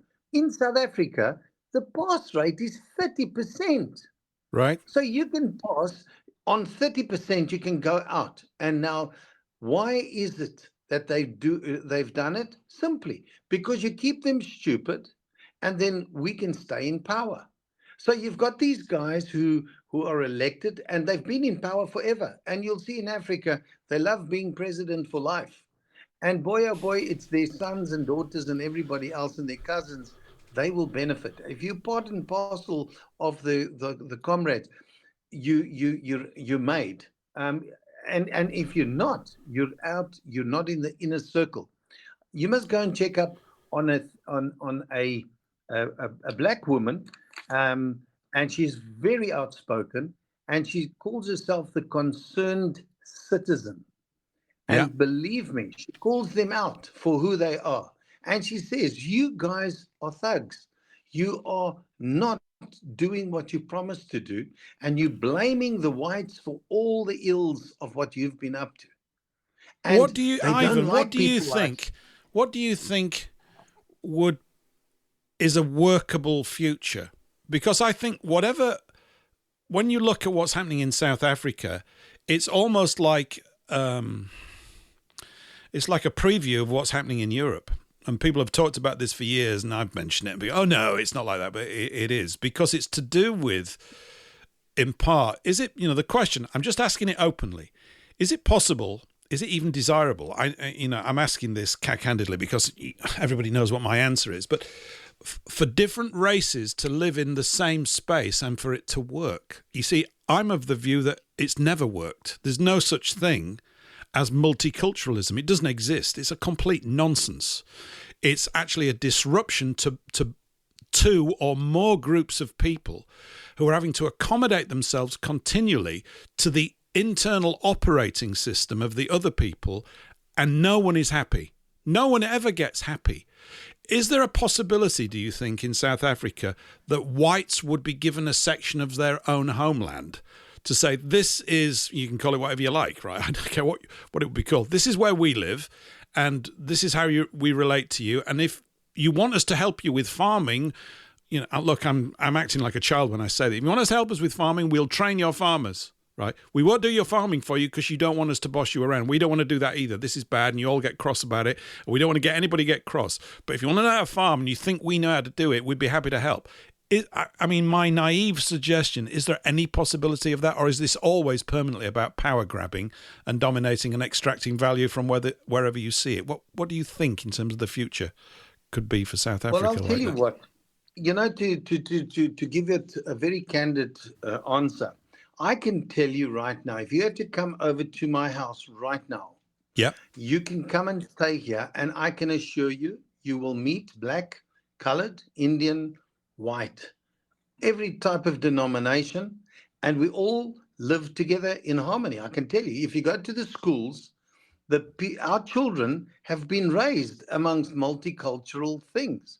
The problem that you have, though, is that you have got a few people who's running the place, and it's in their interest to keep us divided and fighting with one another, because if we're fighting each other, we cannot keep our concentration on what they're up to, which is emptying state coffers and stealing like you can't believe.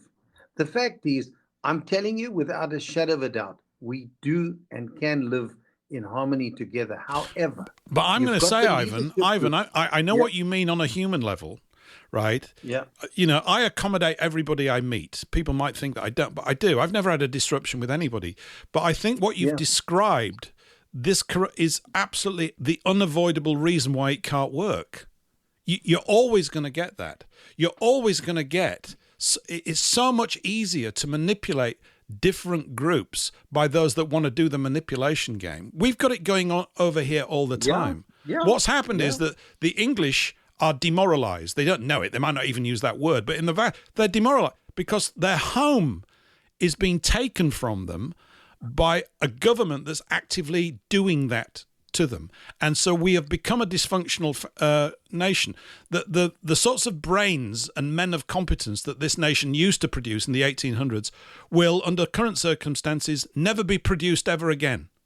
They're not going to turn up in the world. There isn't going to be that sort of massive engineering contribution or this inventiveness or the eccentricity of the English. It won't exist because the feeding ground for it is not there. I'm just simply saying that, as I see it, God created races and put them in a particular place for a bloody good reason. Whether I understand what that reason is or not, it doesn't matter. But the evidence seems to be all around us. By their fruits, there's nothing but disruption. It's not about whether you or I can't get on with some Chinaman or an African. We can do that all the time, but I don't think that's the point. The point is that long term, it never works because it can't, because it's running counter to something really fundamental. Relating well, training, coaching, having temporary, you want to trade with people, sure, that's fine. But it's this living lark. It's such a sensitive and deep thing, in my view, with everybody. It's a very valuable gift that we've been given. And you find that your life is being chewed up by you having to pay attention to someone else with a different internal operating system. And that works both ways.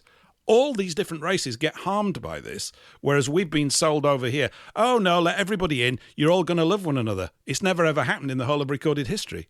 It can't happen.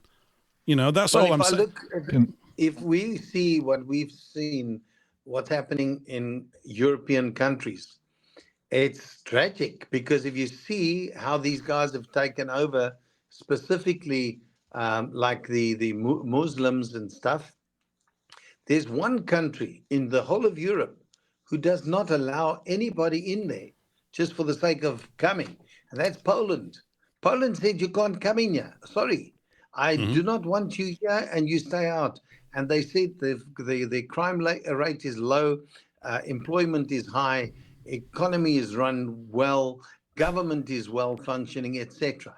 The thing is, it seems like the British have been forced into feeling this whole thing that whatever you've done in the past, you've got to be whipped for it, because, you were the colonizers, right?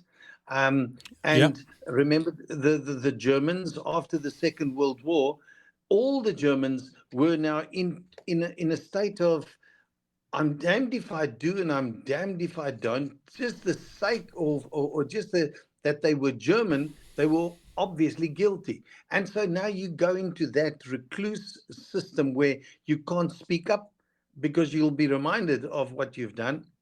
You can't do anything because you're a little cruel on that. You can't be proud of who you are, etc. And I look at South Africa, the same thing. All the stuff has been, we are always constantly reminded of apartheid.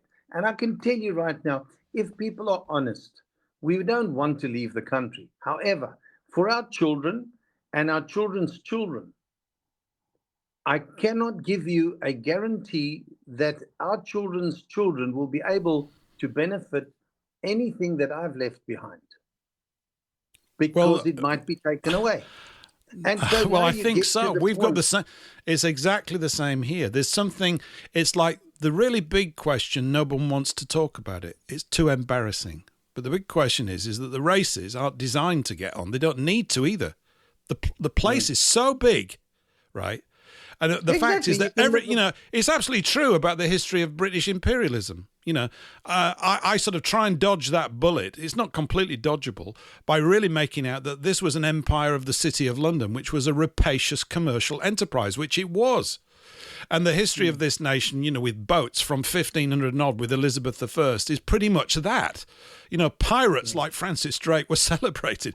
Yeah, go out there, rob everything you see, and we'll cover for it. This stuff, however, if it had not been the British, it would have been someone else. The Dutch were doing the same thing when they had a lot of boats and stuff like that. So you can point the finger historically at everybody. What about the Romans? They all owe us. They took over England. I want some money from Italy. Yes. It doesn't end, does it? It never, ever ends, this sort of griping about things. It's but just... you see, if you get to the point of understanding, listen, I've messed up, I'll fix it up. That's one thing. But now, if you think of it, we've got a situation in our country where education, 30% is your pass rate. And then you get people who really excel and their children do exceptionally well. But the fact is, the guys who's doing the 30% will one day be in places where the 70 or the people who are doing 70 and beyond won't be able to get to because of the color of their skin. But I can tell you, there's a place in South Africa called Oranje,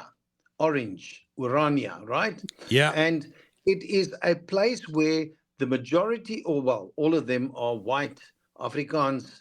I'm familiar with people. it. Now, those people have taken a piece of land.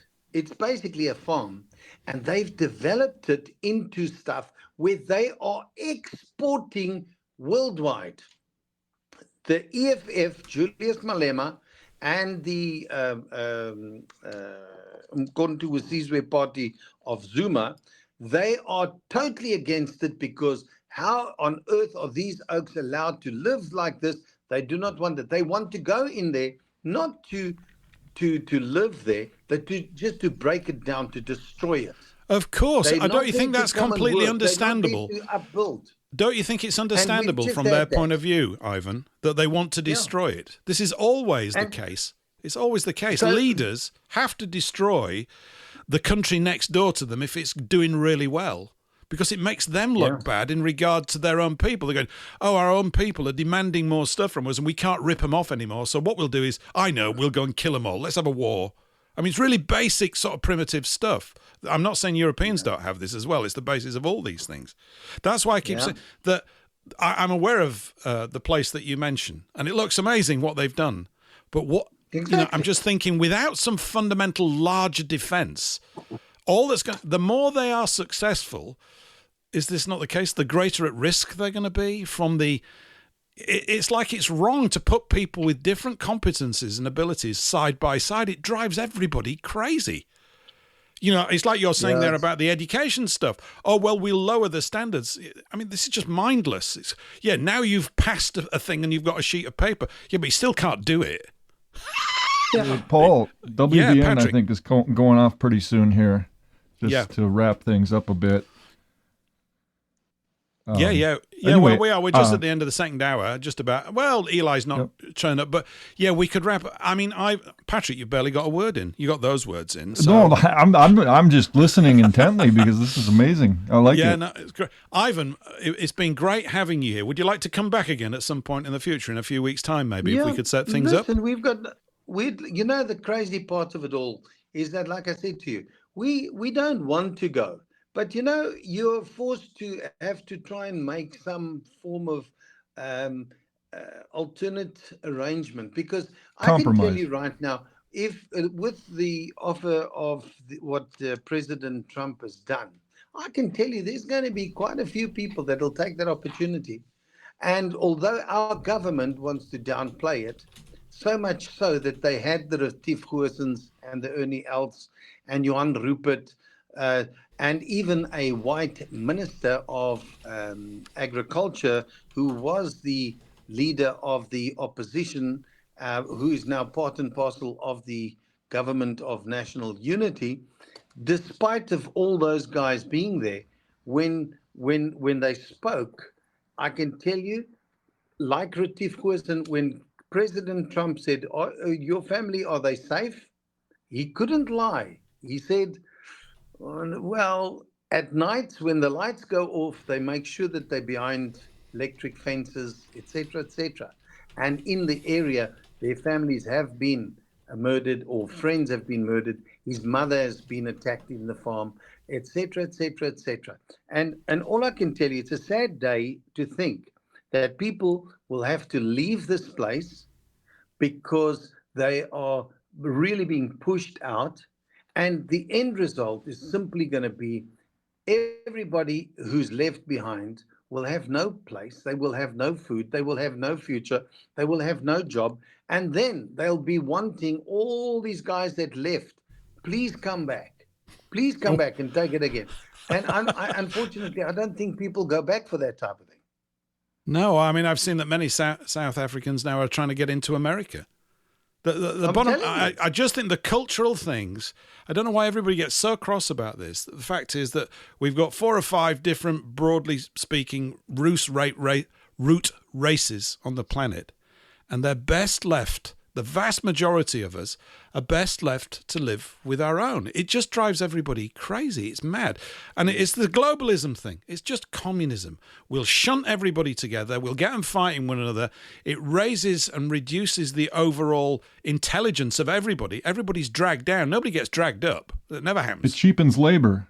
It cheapens the labor force divided, and makes it easier to pay them less than they would if they were coalescing and getting along. Yep. Because then if they were getting along, they'd do things like unionize and that kind of thing, like real, not this fake commie stuff, but stuff where you would get together and you would demand a living wage compared to the way it is, where you're divided and they're expected to work and pay Isn't less. it a crazy thing that they've got this thing that they demand a living wage? So it's a right. But the owner of the business cannot demand his pound of flesh for their demand of a living wage. Yeah. And that's the crazy part. Ivan, you're welcome to stay. We're kind of creeping into the second. If you want to stay, you can. But we've got another guest coming on. Eli James is about to join us. He's just arrived in the studio. I'm going to play a little bit of music. I don't know what's. I'm gonna head out, Paul. Okay, that's fine. Ivan, yeah, I'm glad you could come on, Ivan. Yeah, it's fantastic that you've been on, Ivan. I'll be in touch, and maybe we'll have you back in a few weeks' time. Yeah, we talk a little bit about your relationship with Peter Hammond and all those things. It's been brilliant having you on, and it's such a challenging topic. I find it difficult to deal with it because we have to go into the real hard edge stuff around here, and we're not allowed, over all this kind of stuff. But brilliant, Ivan. I'm so glad we connected up today, and I'll be in touch through Patrick, and we'll have you on in a few weeks' time, something like that. Yeah. Lovely. Thank you for having me, and to all the listeners out there, don't worry. The whole thing is we've got to not give up. You've got to keep on going. And although this guy from the World Economic Forum, Schwab or something, said that one day you will have nothing, but you will be happy. I don't think that's a fair thing to say. While some will have everything and nobody, and the rest will have nothing. I know. And be happy. I know. We got to get rid of these guys. We'll send him down to South Africa, and you lot can sort him out. Ivan, we'll see you next week. I'm gonna play a little bit of music. After this, Eli James will be joining us in a few minutes' time. Okay. Thanks, Ivan. We'll see you all next week. In a few minutes' time. Bye. Cheers. Yep. Bye. Bye for Thanks, now. Patrick. Yeah. Bye. See ya, Ivan. See ya, Eric. See ya, Paul. Bye-bye. See you, Patrick. Bye-bye. Back after this music.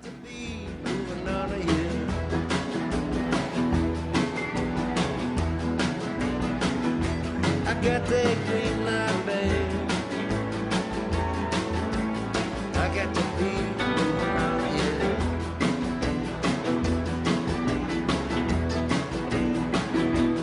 I might go out to California, go down to Georgia, I might stay here.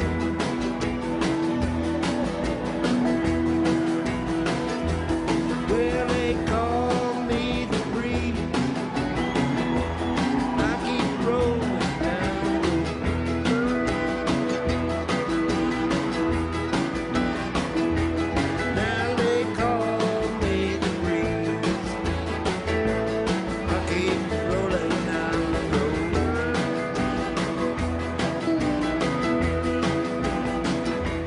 I ain't got me nobody. I ain't carrying nowhere to go.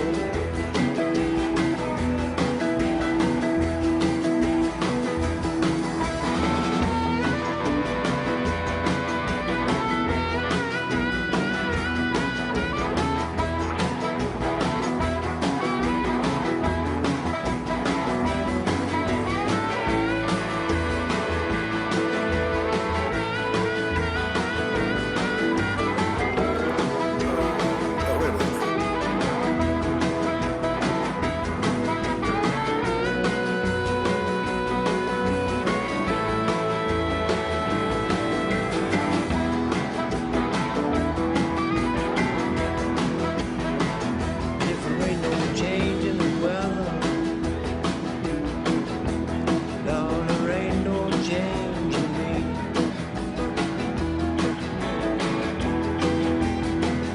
If there ain't no change in the weather, Lord, there ain't no change in me.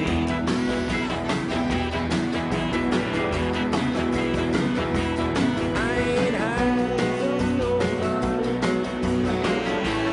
Ain't nobody hiding from me.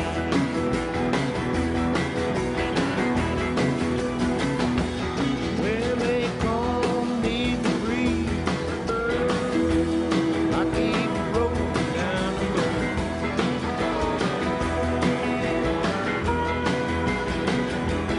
Now they call me the breeze. I keep rolling down the road. I ain't got me nobody. I ain't carrying nowhere to go. Pittman is a Baptist minister.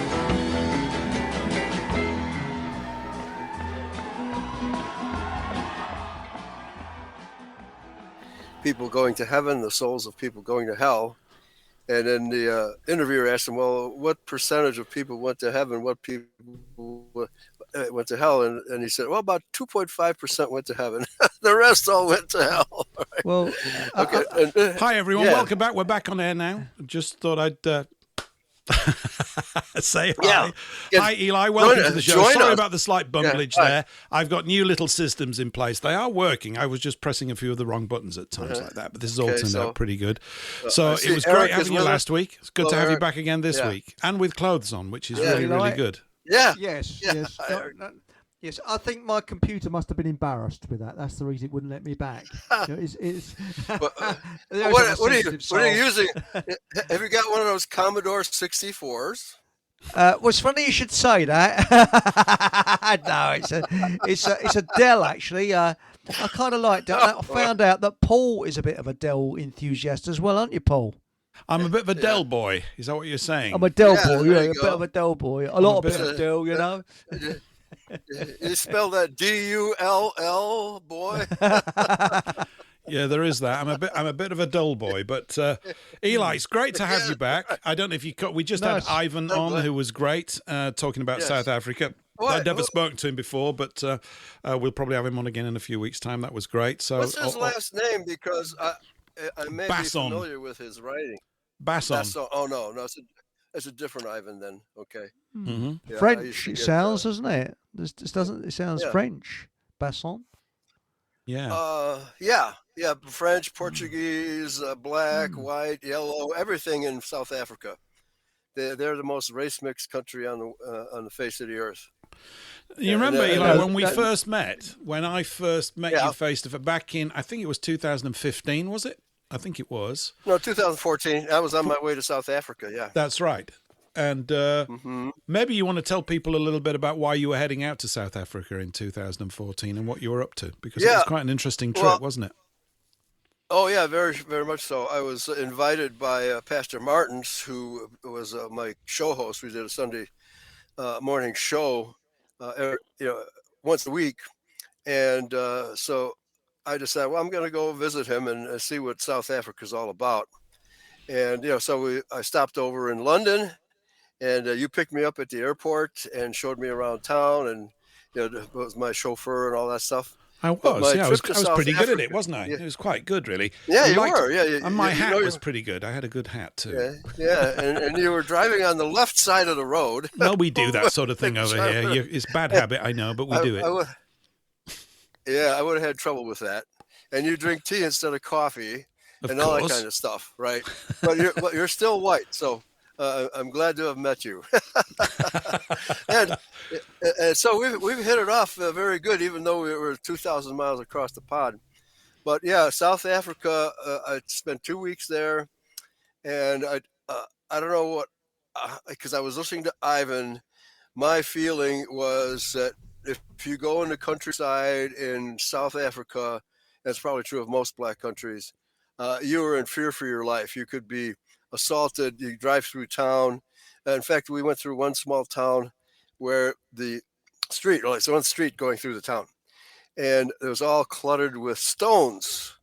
And it's not uncommon for the local inhabitants to just rise up and throw stones at cars passing through, especially if there's white people in there. Yep. Right? There was a pall hanging over the country of South Africa. The fear was palpable, and white people, I think they pretend that it's not happening, but it's happening. Okay. And you were describing it perfectly.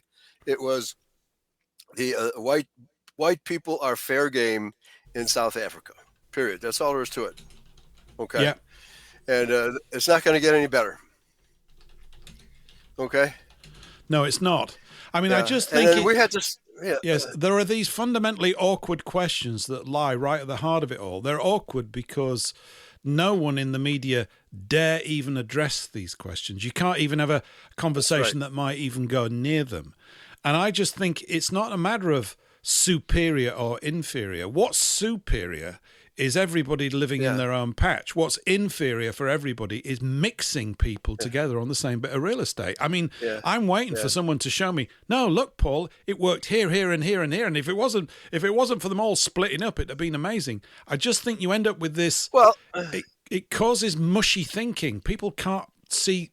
They don't want to see the mess, so they pretend it's not there, but it just doesn't work. It doesn't produce what each race really wants to do.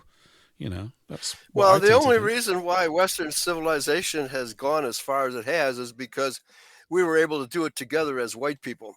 Mm-hmm. Because we're the only ones who have the level of culture, and primarily, and it's Christianity too.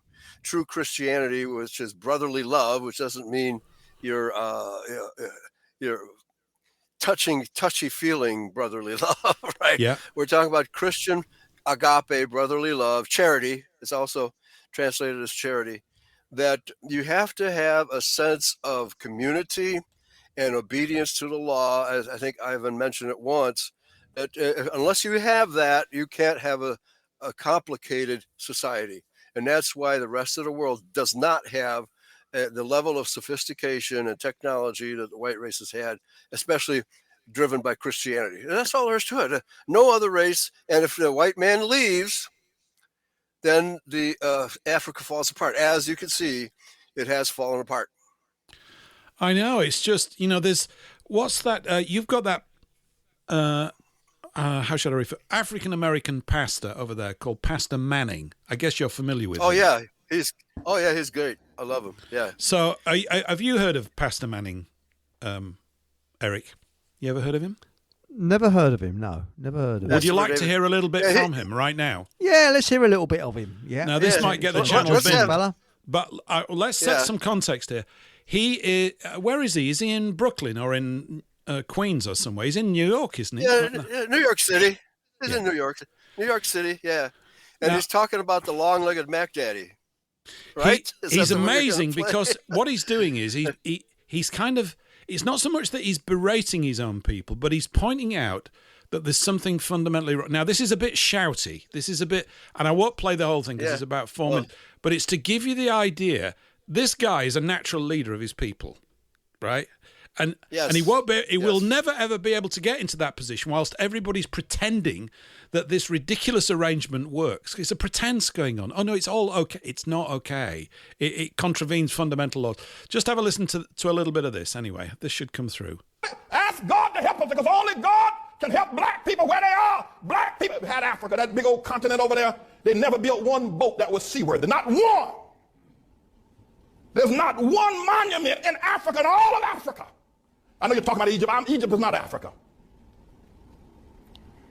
There are no great cities that were built. Even before the first colonization of white people coming to the shores of Africa or the slave ship, black men built nothing. No sewer system, no houses above one level, and none of them made out of stone. All of them made out of grass and wood. Black men, before the white man ever got to Africa. The worst thing that could ever happen to South Africa was when they gave it to Nelson Mandela and black folk. That was a great nation. Now was. So there you go. I won't play the. I'm not. People think I might be playing this to be offensive or cocky. I'm not. No. This guy is preaching. Hold on, Paul. Hold on, Paul. We didn't hear a thing. No, I didn't hear a thing. I mean, does he do it through? Oh, right. Okay. Okay. You didn't hear it. I'm sorry. No. Oh, gosh. I see why. The audience heard it. I'm assuming. Let me just check. Oh. I'm pretty sure. You all hear it okay? Someone just write to me and rumble that you heard that okay. I know what. Listen, I'll do that again. We'll do it twice. Sorry about Eric that. and I can hear it this time. Perhaps he's a psychic preacher. I thought, so we all sit there and he does it all psychically. We'll say, oh, yes, right, that's it. Yeah. I'm a Dumbo. What a marvellous speaker he was. All right, here we go. We'll just have this first minute again, okay? It's just to give you a flavour of. He's preaching to a congregation of fellow black people. And black people, yeah. Yeah, and this is what makes him such a powerful. I think this guy's telling the truth.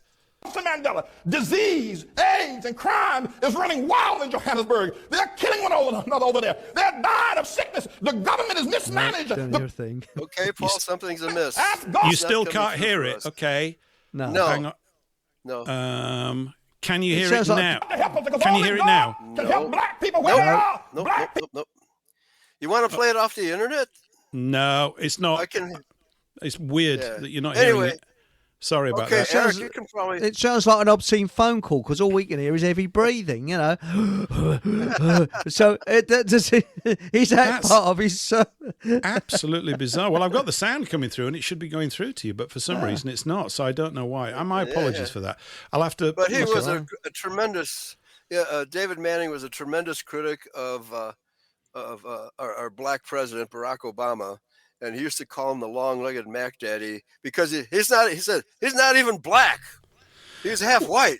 What are you doing following a guy who's half white and half black? Yeah. He was. It's wonderful. It's wonderful to hear the truth coming from a black man. What he's saying, Eric, and I'll send you the clip. I don't know why. Yeah. It's bizarre. All my indicators say you should be getting it. I've got every indicator here, so I'm going to have to go and check something else. So that's a bit worrying, but never mind. I don't use that channel that often. But what he's basically saying is, he said that there's something fundamentally wrong with us black people because we haven't done anything. But he's saying it in such a good way. He's saying it in a right. He said, we've got to get ourselves sorted out. In other words, you've got to recognize that we've got some kind of a problem here. He's tremendous. Yeah. He's tremendous. I mean, if I would be going to his church if I was going, well, I think I would. I don't know. It's a ridiculous thing for me to say. Yeah. But he's telling the truth. And he's telling it because it's painful, because in nearly all cases, truth is painful. It's so very painful when you have your weaknesses pointed out to you, and you go, no, it's like this. You go, no, look at what's in front of you, what's actually happening. And we live in this dressed up world, courtesy of the media, don't we? It's absolutely bizarre. Yeah, well, Thomas Sowell does the same thing. There's all kinds of black activists that are turning, not to say turn against their own people, but just exposing the fact that blacks aren't doing what they're supposed to do to maintain a civilization. And there's two brothers who are just hilarious. They do videos of black people doing stupid things, right? And they crack up watching them. We got plenty of white people doing stupid things as well. I think we've got an unbelievable number of them, right? So I don't think this is just all one-way traffic. But for any group, if they're not left almost to their own devices under their own steam, it goes wonky. It just doesn't work for anyone. No, it just never works. Well, just look what happens in the black ghetto. Yeah. White people are taking their lives in their hands to go into a black ghetto, and it's a little less awful in a Mexican ghetto. But white people are not welcome in those communities. Nevertheless, we built those communities, and they've taken over, and our politicians are the ones responsible for it. Okay. Did you hear that? I don't have to tell you. You're in Britain. Yeah. Yes. Oh, yes. Okay. Yes. Yeah. I agree with you. Okay. I think that the big problem, I call it mafia government. In fact, they are the greatest crime syndicate you could ever wish to think of. They make the mafia look like the Boy Scouts. That's how right. Corrupt it is. The way, I mean, all you have to do is creep up to a politician and say one word: usury. Whoa, they'll run a mile. Ooh. They have a heart attack. They have a heart attack. Yes, and they're absolutely terrified that the masses will find out about it. They owe their survival on complete and utter ignorance of usury. And as Henry Ford said, if people knew the truth about the banking industry, there'd be a revolution before tomorrow morning. He was spot on. Yep. They don't know. And because they control the mass media and education and newspapers and everything else, we never find out about it. Correct. I think I can get you to hear this now. Okay. Okay. Oh, okay. You want to give it a go? Black people We're doing fine. Did you hear that? Oh, there it is. Okay. I got it. I can hear it then. Yep. Oh, boy. Oh, what a day. Here we go. We'll just have a minute of Press this. the Sorry right for everybody who's heard it twice already, but this is just for Eric. Time. Here we go. It's so good. God to help them, because only God can help black people where they are. Black people had Africa, that big old continent over there. They never built one boat that was seaworthy. Not one. There's not one monument in Africa, in all of Africa. I know you're talking about Egypt. Egypt is not Africa. There are no great cities that were built. Even before the first colonization of white people coming to the shores of Africa or the slave ships, black men built nothing. No sewer system, no houses above one level, and none of them made out of stone. All of them made out of grass and wood. Black men, before the white man ever got to Africa. The worst thing that could ever happen to South Africa was when they gave it to Nelson Mandela and black folk. That was a great nation. Now, notwithstanding apartheid was wrong, we all know it's wrong. I'm against it. There should have been some other resolution, though, than turning it over to Nelson Mandela. Disease. So that gives you a flavour. Wow. I've heard him. I've heard him before, and he's a highly intelligent man. My word, the things he comes out with. Well, he's telling the truth. Something that's absent in Western politics. We've got half these slimy white guys just lying through their backsides to us.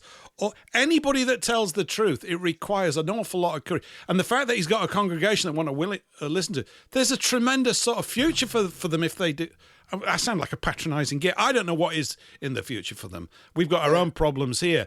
But I know that when you mix it up, no one can sort out anybody's problems. There is no resolution available because it's not designed to be that way. You know? Yeah. He's amazing. Yeah. I've always been impressed with him. Yeah. Absolutely. A very impressive man, yes. And I mean, when you look at things like music, now, I was in my car today and I stopped at the traffic lights and there's this young chap in one of these, sort of, look at me, I've got a flash car sort of attitude, boy racers. And all I could hear was boonka, boonka, boonka, boonka, boonka, boonka. It sounded like something out of the jungles. It's just this boring beat that just went boom, boom, boom, boom, boom. Simplistic. I walked into a shop. What did they have? This awful, it sounded like somebody being ill. This sort of music. What's happened? What's happened to our culture? In a way, Eric, you see, Where's it's not even about that music, even though I agree with you, but you and me agreeing as white blokes is irrelevant. If they want to listen to it, I don't have a problem with any of that. The problem is that they're doing it in your home, right? Yes, but it's not only that. Yeah. In the house, you go into a shop, and I'm forced to hear it. Yeah, I know. And I hate it. I absolutely loathe it because, quite honestly, that's decibel dictatorship. You know, I like this, so you've got to hear it. No. Do you have it over there, Eli? Do you have a lot of piped music in your shops driving you crazy? Yeah, but it doesn't tend to be that awful, though. It's usually elevator music. Oh, but there I love are certain elevator stores. music. Bum, ba, bum, Yeah, bum. right. Yeah, that's what. Yeah, that's the classical station. Right. So, I spoke to somebody in my local supermarket. I said, "Can you turn this stuff off?" He said, "Head office won't let us." I said, "It's really irritating." He said, "Well, they found that the stores that play music, they do more sales." I said, "Maybe people are buying things quickly to get out of there so they don't have to listen to this garbage anymore." Yeah, right. I said, "Quick, serve me fast. I need to get out." Not that kind of music. You know? Yeah. Not that kind of music. But let me finish, because my experience in South Africa was, I traveled around the country. We had to have, obviously, advance notice for our hotels and motels. And every place we stopped at had a high wall and gates. You had to have protection from rampaging blacks. So you had to have a code if they weren't there. But usually if you arrived in the daytime, they will let you in, open the gate. Homes, if you're a white person living in a home, you have to have a high wall and an iron gate. Otherwise, you will be attacked. You can't walk out on the street. You will be attacked. The shopping malls are all enclosed by walls and gates. And they have the blacks working inside the parking lots. You have to pay them a little stipend to watch your car while you're in the shop. Right? Otherwise, some other black will spray paint on your. This is the level of civilization. It's called South Africa. Unbelievable. Yeah. It's incredible. Yeah. Did you go to Blood River? Did you go to Blood River, Eli, when you were over there? Yes, I did. Yeah. And there, it's the white traders. The white traders have taken over Blood River. They're the ones who say that they're trying to, how should I put it, pretend that they're the Boers. These white liberals are not Boers. It's the white conservatives who are of German/Dutch ancestry who are the real Boers. And these white liberals have taken over the site and are cooperating with the black government. Right. Okay. Yeah. And have they disarmed everybody? Have the government taken the arms away? Certainly in the cities, but in the countryside, they really can't control that. It's like America. America is the most armed place on the face of the earth, except for Switzerland. But everybody around here has guns, and those whites who don't have guns in South Africa are dead meat. You have to be able to defend yourself. Okay, but I understand that Britain is that too, right? And we're next. Well, we were disarmed. Yeah, we were disarmed in 1921. Yeah. Sorry, Paul. No, it's all right, Eric. You're right to throw that in there. I just, obviously, my question, I suppose, with Americans is, will they use them? It's not that I'm wanting it to happen. I mean, the fact is that. Oh man. But if those forces that are wrecking all our nations want to bring that about, they have the means to do it because they've got psychological control over such a huge percentage of our people who don't realize they've got this kind of psychological control system running on them. Oh, the government will sort it out. What you mean, like they've been doing for the last couple of 100 years, sorting it out? Yeah. They've been sorting it out for you, have they? They've really been making it good, haven't they? Yeah. Yeah, the body bags are all ready. Yeah. Yeah. It's Okay. it's Yeah. so this I this think this Ramaphosa thing over there. Have you seen this, Eli, with President Trump? well, I've heard that he's allowing white South Africans to emigrate to America, and which has never happened before. No. You had to really have full strength to get for a white South African to come to America, but the news coverage is really ridiculous, and they're saying, why are white people fleeing South Africa? Right? They're living in the 30s. They actually think that white people still rule South Africa.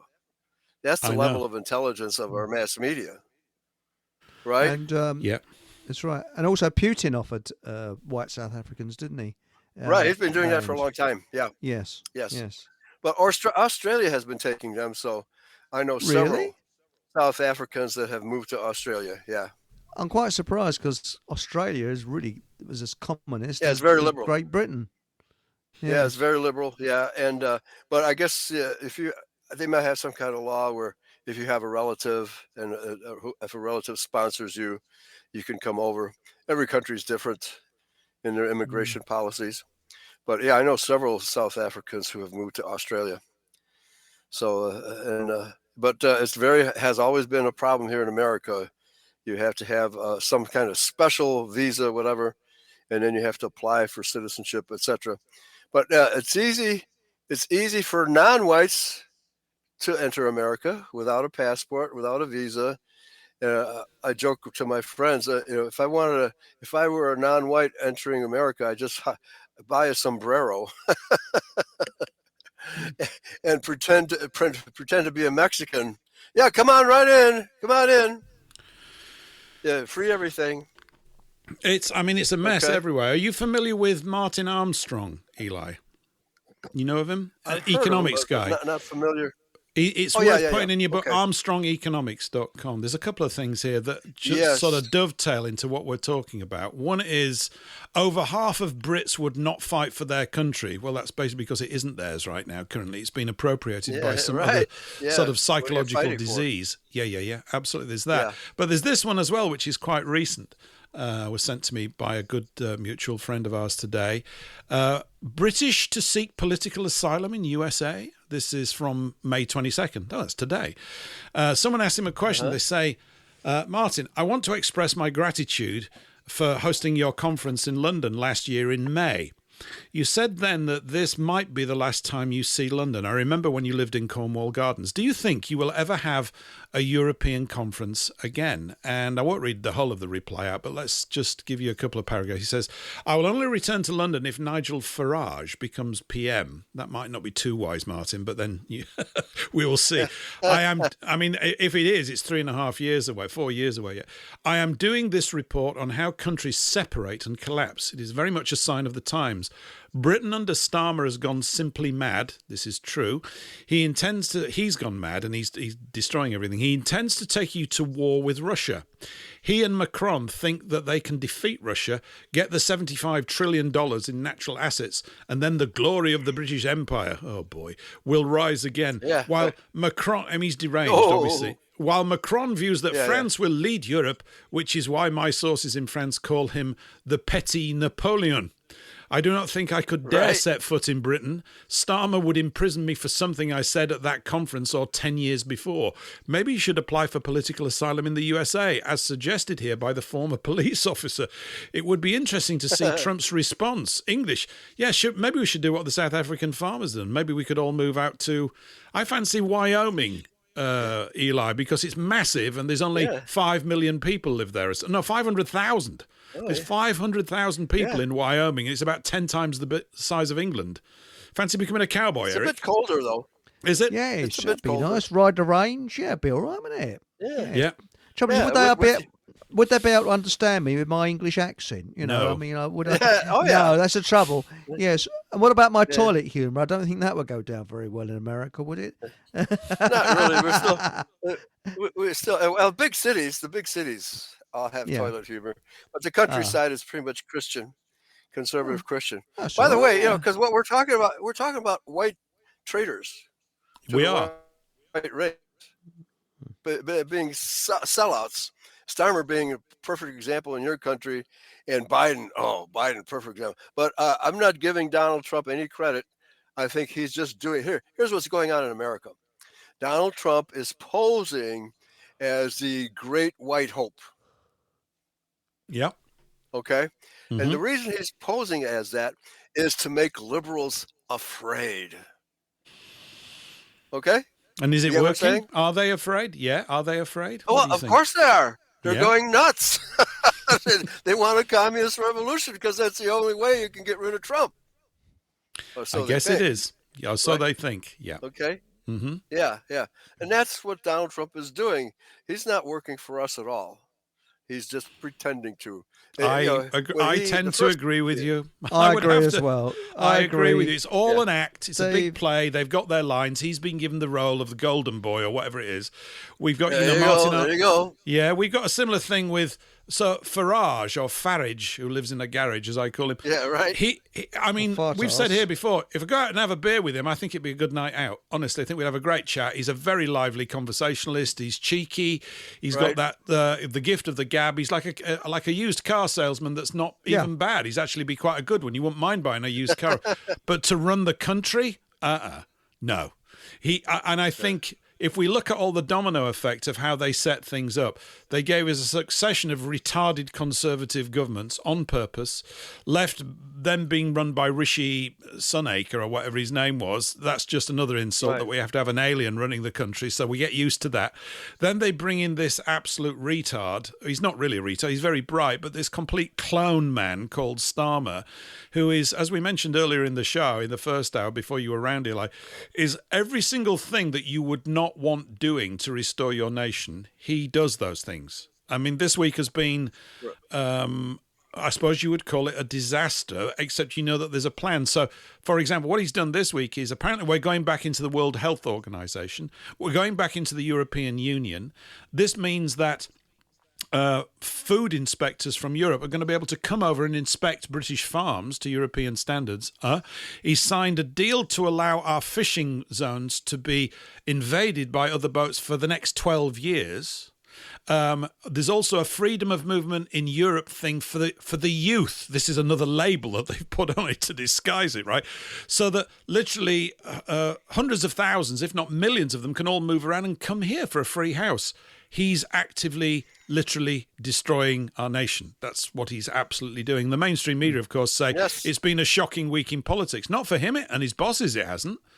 This is the plan, obviously. And they've got to start phrasing it that this man is not simply a traitor. He's working for an enemy which intends and is apparently succeeding in dismantling everything that we love about where we live, so that there won't be anything here left to love, so that we won't want to live here, so that we won't even exist, which, as you know, is absolutely the theme of all this. So, we had these little headlines. I mentioned it earlier when Iwan was on, over on the Guardian newspaper, which is just hilarious. And this one particularly, analysis when he was with Ramaphosa, Trump's white genocide claims ignore reality in South Africa, says the Guardian.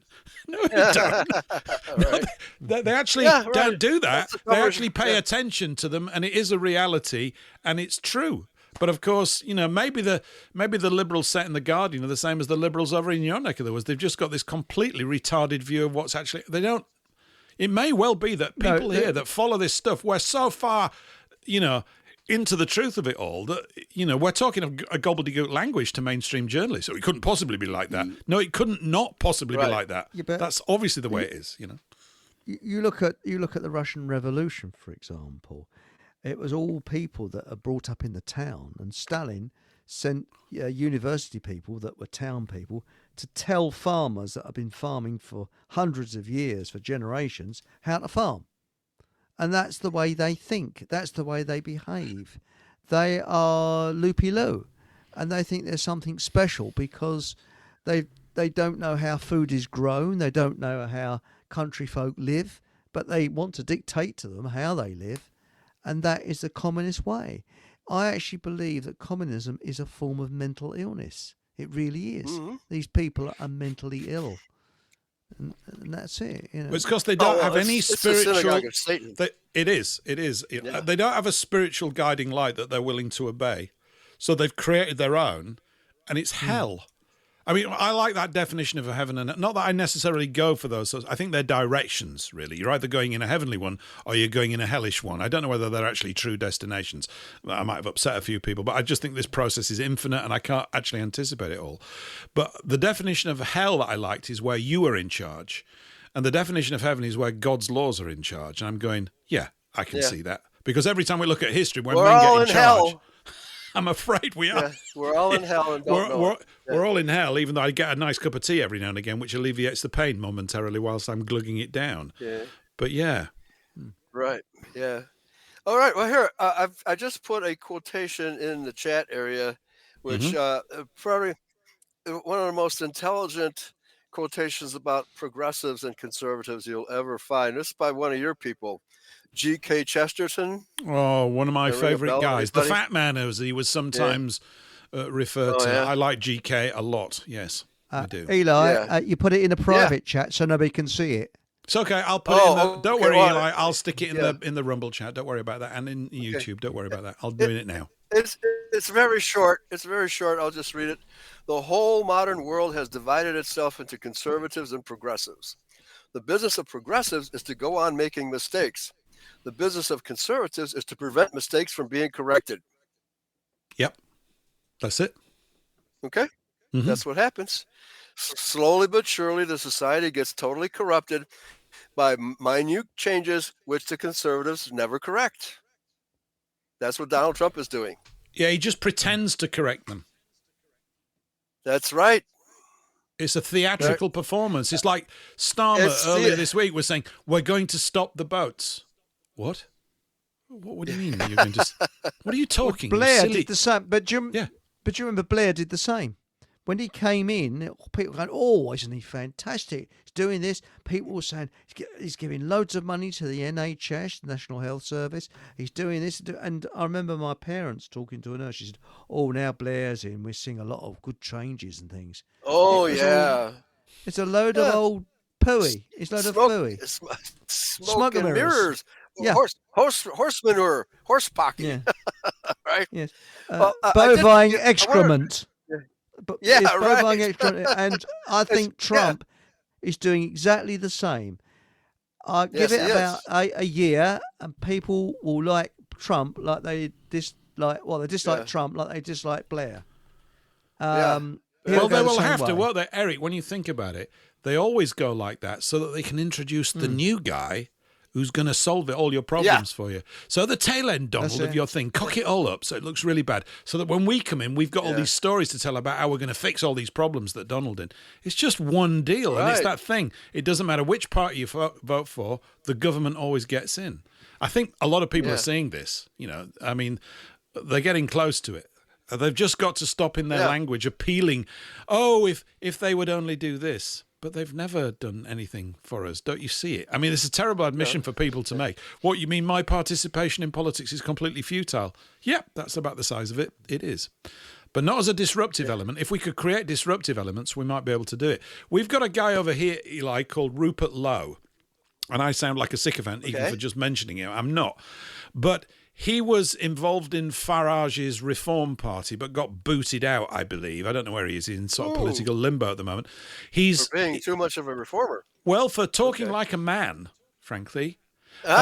He can actually talk like one. When he talks, it sounds like there's a man in the chair talking and thinking things through, as opposed to some ideologue, some sort of chattering idiot who's just like an echo chamber, which is all that Starmer is. I mean, he's not even in command of anything much. Right. And so Farage, to me, is absolutely a poison chalice. And that's what it's all geared up. So reform is going through the roof in the opinion polls. Yeah. I'm even going to go along to my local Reform Party. I might go. Why am I going? Not because I'm... No.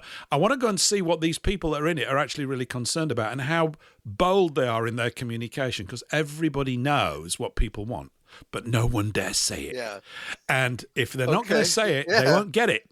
If you don't ask, you absolutely cannot get it. Well, if they say it, they get the boot, right?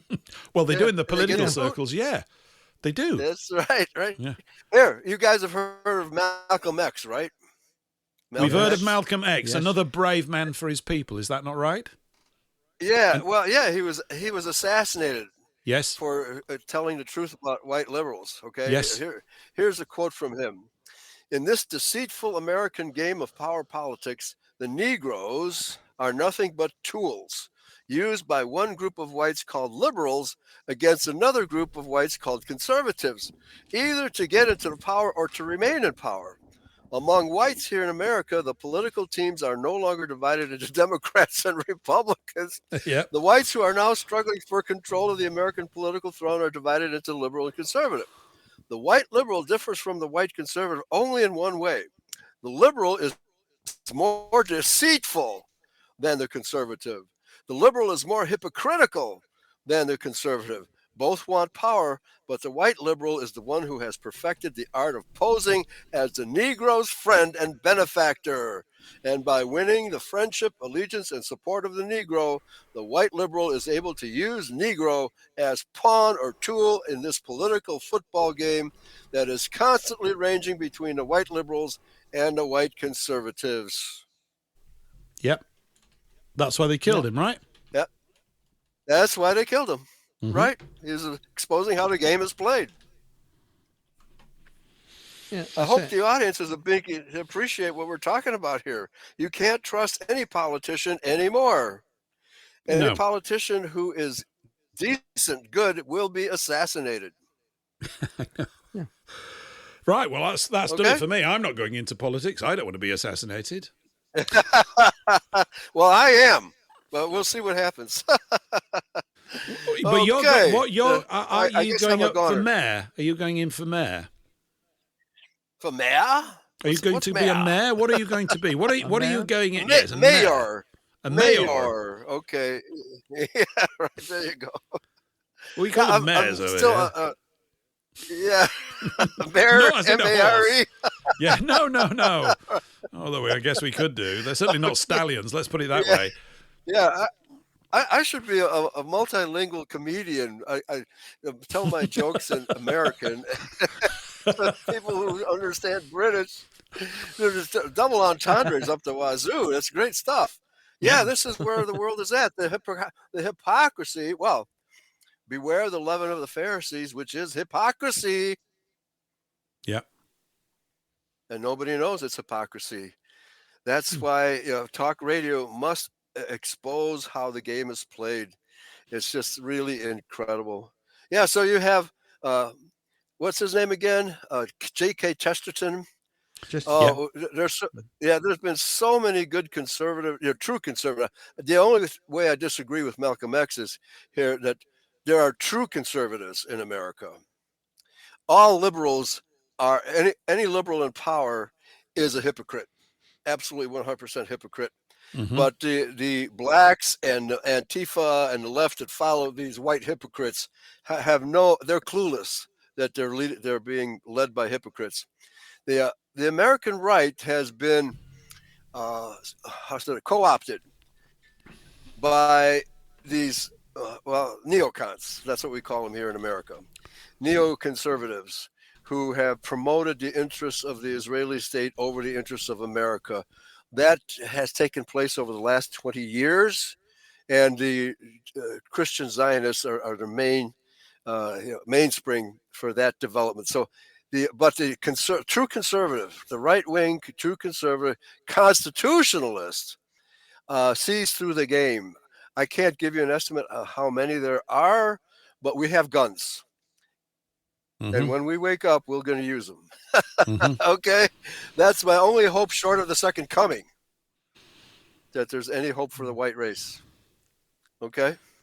Is that anyway, that's my 2 cents worth. No, I think it's a good point. I mean, no one wants it to come to that. And I suppose the desire for it to not come to that is currently greater than the unavoidable decision for it to come to that if you've got nothing left. The thing is that people have still got quite a bit left. And of course, it sounds as though I'm arguing for poverty and destitution. I'm not. But there is a poverty-stricken spirit in the West, which has been organised and brought about incrementally, a bit like when Ivan was talking about boiling frogs, which everybody I'm sure is pretty familiar with. You wipe a people out very slowly so that they never can detect it. Of course, what they've done recently is they've sped everything up. Now, everybody's noticing it, but the media don't really know how to respond, I think. And so they're still on autopilot describing this situation with the same sorts of language that they've always described it. Oh, this is a thing, this is a that. No. It's war, mate. It's what you're denied a voice. You can't speak. You're being dictated to. The decisions they're making self-evidently go against the desires of the great majority of, in my case, England. Of the people of England. They just do. We've never been consulted about who's managing us. We're told that we voted for these people, but we find out that that's probably not true. That something else voted for them and got them in. That the whole thing is arranged. That all the parties are working for the same people. That the bank is in charge, and the bank is in charge, and the bank is in charge. And that George Soros, for example, is funding things all over the place here to port us back into Europe. He needs to be arrested. It's financial terrorism. People are dying because of this man's interference in our way of life. So he needs to be found and caught under any circumstance and imprisoned for the rest of his life. And then we'll worry about charges after he's dead because he's self-evidently causing harm to our people. It's not. And of course, you can't hear this. We can't hear. We can hear it here for as long as we're allowed to say these sorts of things. And of course, he could hire a very expensive lawyer to beat the crap out of me in court, but it wouldn't change the truth. It's getting the recognisers of the truth. It's like the people in the courtroom need to be the whole of England in our case. We need 50 million in the courtroom, and they all look at him and go, if you say a word that's out of order, we're going to literally tear you limb from limb because you're finished. But we can't seem to get to that point of people acquiring strength to want to do it. Deception. You know?